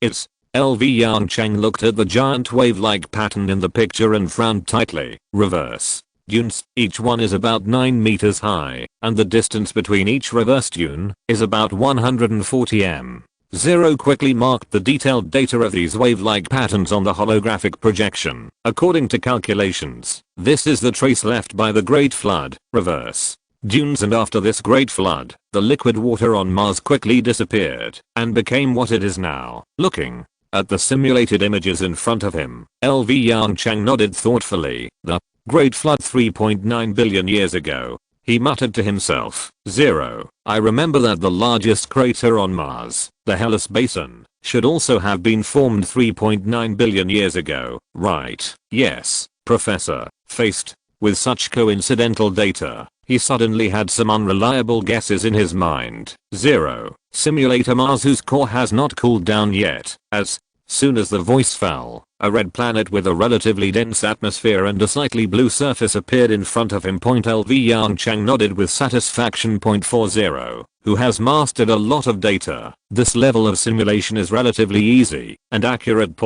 If no unknown accidents happened, this should be Mars 4 billion years ago. At this time, Mars was just born 500 million years ago. Conservatively estimated, there should be no life on Mars at this time. The reason is simple. The time is too short. Even the Earth, which was born 4.6 billion years ago, did not show signs of life until 4 billion to 3.8 billion years ago. Continue. Simulate the impact of the meteorite that formed the Hellenic Basin. As the voice fell, a huge meteorite with extremely powerful kinetic energy slammed into the location of the Hellenic Basin on Mars. The world turned upside down. in just a moment. In Zero's simulation picture, Mars showed extremely obvious changes. A large amount of magma overflowed from the core, and even some of the magma escaped from the gravity of Mars and was thrown into space. Time passed quickly. The large amount of magma thrown out gathered and solidified in space to form two satellites, Phobos and Deimos, as for Mars. After losing so much magma, the cooling process of the core accelerated rapidly. But as the core cooled and the magnetic field disappeared, another major event occurred. The heat from the meteorite impact completely melted the polar ice caps of Mars. Then, greenhouse gases and water vapor worked together to briefly turn Mars into a warm and humid planet. Under the global rainstorm, the blue and red planet appeared in front of LV Yongchang again. The good times didn't last long. This suitable living environment quickly dissipated as the core cooled and the magnetic field disappeared. The powerful solar wind blew away the atmosphere of Mars, and the original ocean gradually dried up. Gradually, Mars became what it is now. LV Yongchang exhaled deeply. The scenes in front of him just now were like an epic disaster movie, which deeply shocked his heart. After a moment of silence, he asked again, Zero, how long did Mars last in the final stage? Professor, according to the simulation, the ocean formed by the flood should have lasted for about 200 to 300 million years. Zero said quickly, there is insufficient information about the liquid water in other small areas, and it is impossible to judge. Enough. Lu Yongchang's eyes were stern, and he whispered, this time is enough to evolve some basic life forms. Zero, tell Baixuan to be careful when bringing back samples. There is a high possibility of residual microorganisms in them. Mars, Gale Crater. The several-day drilling, sampling and mapping mission exhausted the energy of the 6 astronauts. The 2 Zhuan seconds were quietly parked on the vast red land. In the cabin of the first Zhuan Vi. Hong Fan, wearing a protective suit, carefully took 3 spacesuits covered with wet marty and dust to the cleaning room. In order to prevent microbial contamination, these spacesuits need to be fully disinfected and cleaned before they can be used again. The improved spacesuits were not heavy. Even if there were 3 of them together, Hong Fan could still walk with 3 spacesuits in his arms easily, thanks to the smaller gravity on Mars. Thinking of the task that was updated not long ago, the corners of Hong Fan's mouth rose a little. They need to send the drilling samples back to Mars City. This means that they can have a good rest in Mars City for a night. This is undoubtedly a great temptation for them. Recalling the soft bed in Mars City, Hong Fan's footsteps suddenly became lighter. The amplitude of the up and down flipping of the spacesuit in his hand also increased. Suddenly, a small drop of crimson wet Mars sand fell on the deck of Zhuan Vi. The next moment, Hong Fan's electromagnetic boots stepped on it. After a slight friction, this small drop of wet Mars sand was evenly spread on his electromagnetic boots and the deck of Zhuan Vi. The trace became blurred. Brother Fan, has the spacesuit started to be cleaned and disinfected when Hong Fan returned to the cockpit? Zhuan's voice came. Of course. Hong Fan sat on the chair and stretched out his hand to fasten the seatbelt. Captain, can we go back now? Sitting in the main seat, Baixuan turned his head and glanced at Hong Fan, shrugged and said, when Andrew and the others are ready, we can set off. As he spoke, Baixuan pressed the team's radio switch. Andrew, are you ready? No. Response. After waiting for a few seconds, Baixuan raised his eyebrows slightly and pressed the communication button again. Andrew? Got it. Please reply. Still no response. Chapter 198. Calling Mars City. We are polluted. Andrew, please reply if you receive it. Baixuan, who had not received a response for a long time, looked a little strange. 1. Retrieve the camera footage from Starship number 2. Baixuan said in a deep voice.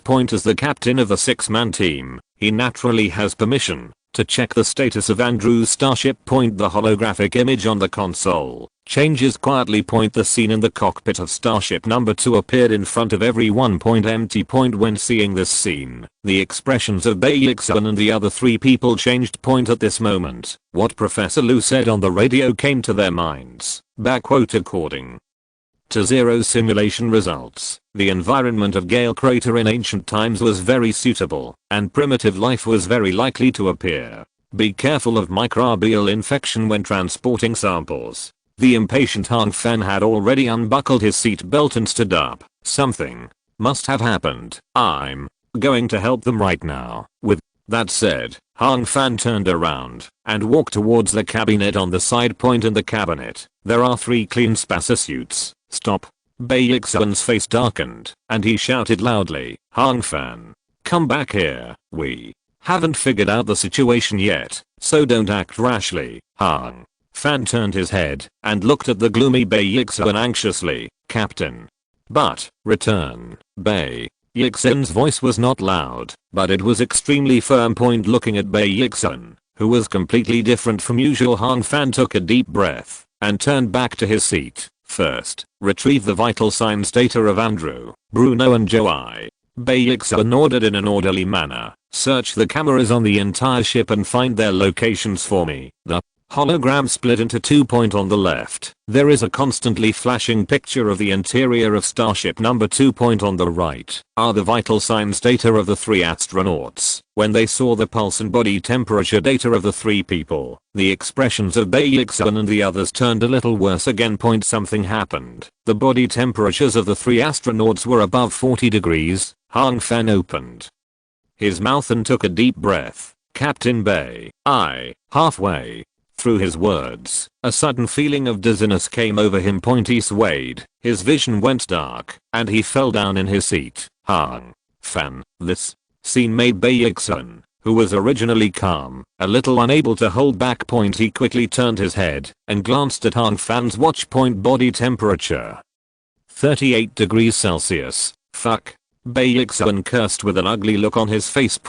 Although he has been on Mars for several months, this is the first time he has encountered such a scene. Team leader, Zha. One eye's panicked voice came from the other side. Ask for help. A very slight feeling of dizziness came. At this time, this slight feeling of dizziness immediately set off alarm bells in his heart. His expression changed drastically, and in just a moment, he thought of the problem. Quick. Hold your breath and find the oxygen mask. The air inside the spacecraft is polluted. Zha. One eye didn't have time to think too much. Following Baeksuan's instructions, she stood up and walked towards the oxygen mask. After holding her breath. 1 step, 2 steps, 3 steps. As soon as I walked to the cabinet, I felt a severe dizziness. Zha. One eye had no time to say anything and fell softly to the ground. Hearing the thumping sound from behind, Baeksuan's face became even more ugly. I don't know whether it was due to the influence of unknown microorganisms or due to holding my breath for a long time, but the dizziness increased rapidly. While he pressed the communication button in front of him, he glanced at his watch. 37.8 degrees Celsius. The next second, it was 37.9 degrees Celsius. Call. Mars City. We are contaminated. Repeat. We are contaminated. Baeksuan shouted into the microphone in a hoarse voice. The initial disinfection measures when entering the starship are ineffective. The pollution method is initially determined to be airborne. Help. Help. The moment he finished speaking, he fainted in his seat. The holographic image in front of the console is still switching. Suddenly, the surveillance screen in Starship number 2 stopped. In the picture, Andrew and the 3 of them fell on the deck at the door of the cleaning room. On the ground in front of the 3 of them, there was a drop of moist Martian sand that turned dark red. After a few seconds, the cameras inside the 2 starships began to rotate. Zero's hologram appears inside the starship.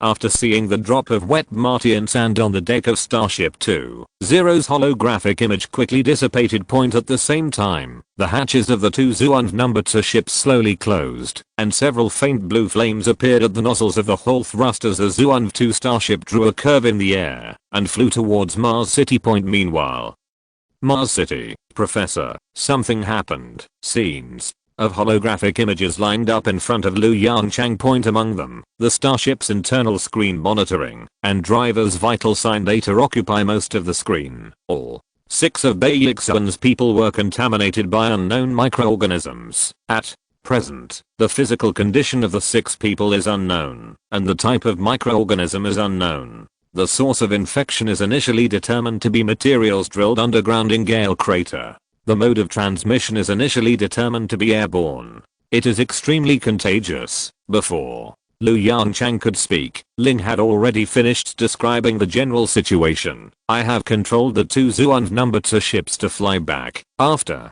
just a few milliseconds of reaction time, LV Yongchang's face suddenly changed. Subconsciously, he continued his habit on Earth and used his hands to prop up the table, trying to stand up with the help of this reaction force. Point bang. Because of the weak gravity of Mars, he jumped directly from the office chair. The office chair was also pushed to the ground by this huge force. Hiss. LV Yongchang's mouth twitched. There was a throbbing pain from the place where he collided with the office chair. Obviously, LV Yongchang had no time to take care of these trivial matters at this time. 0. Open Mars City port number 10 and quickly evacuate the remaining personnel there. LV Yongchang ordered hurriedly. Sound the first level warning for Mars City. All disinfection work will be carried out by robots. Cut off the air circulation equipment at port number 10 and never let it spread. Let all researchers in the biological laboratory gather outside port number 10. Got it, Professor. The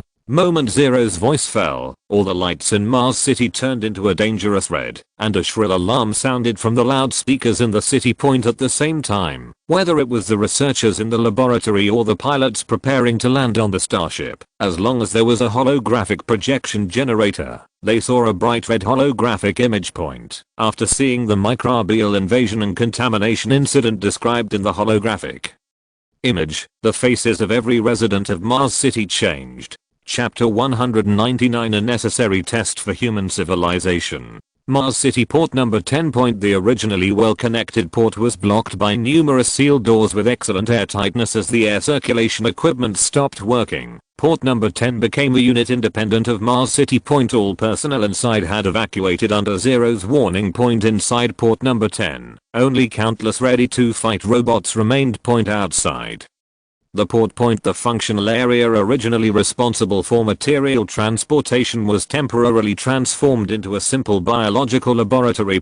Like port number 10, this biological laboratory was also fully blocked by 0. LV Yongchang, wearing protective clothing, stood in front of the sealed door of port number 10 with a serious look. Professor, the communication from the chairman of the Senator, a mechanical arm carrying a camera and a holographic image generator, slowly drove to LV Yongchang's side. The light came on, and the image of the chairman of the Senator appeared in front of LV Yongchang. Yongchang. The old man's face was full of worry, and he obviously saw the bright red first level warning information. Is the situation serious? Faced with the inquiry of the chairman of the parliament, LV Yongchang's expression was slightly solemn. Zuan. New number 2 has not returned yet, and I don't know the situation of Bayexuan and others. However, this sudden situation is a necessary test for our human civilization to enter the interstellar era. LV Yongchang stopped talking. He kept the remaining half of the sentence in his stomach.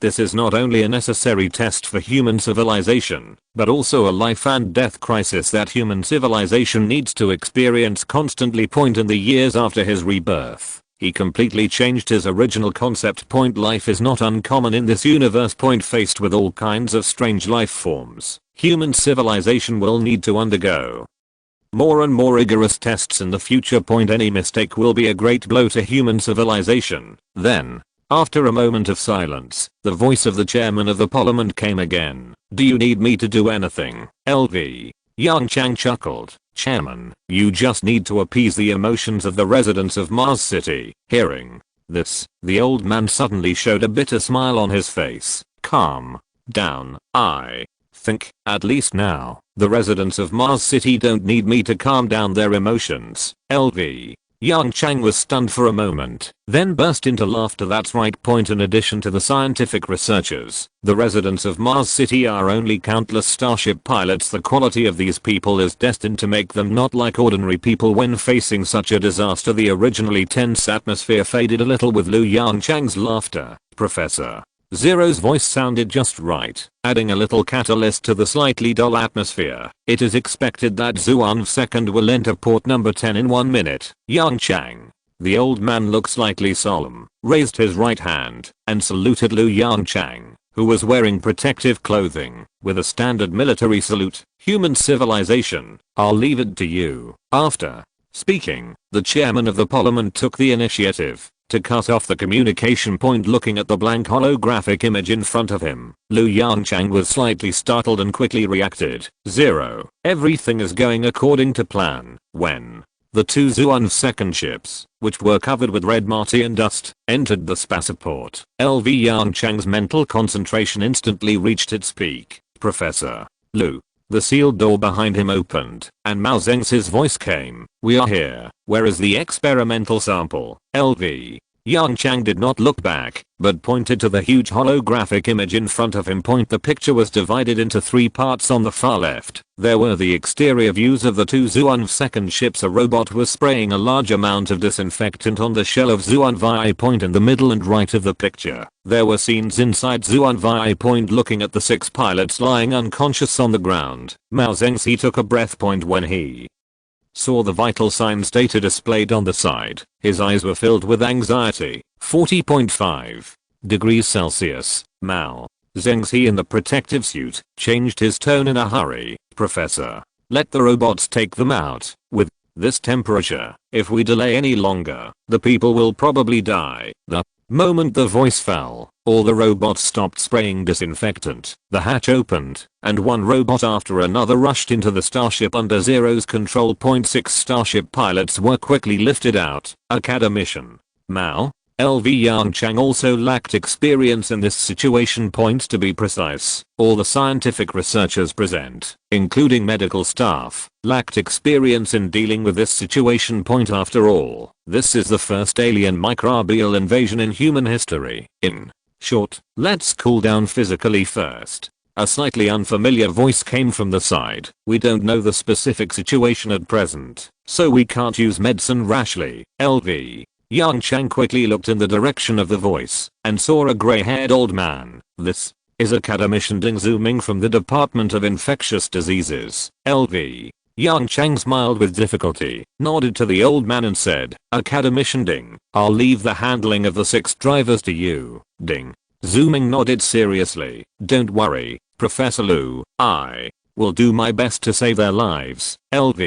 Yongchang pondered for a moment and spoke again. 0. Let the robot take out the samples from Gale Crater. Also, test the blood samples of the 6 pilots. I want to see what kind of microorganism can have such great lethality. More than 10 minutes later, an isolation door connecting port number 10 and the laboratory slowly opened. A robot holding a large box walked steadily to Yongchang. Brother Mao, be careful.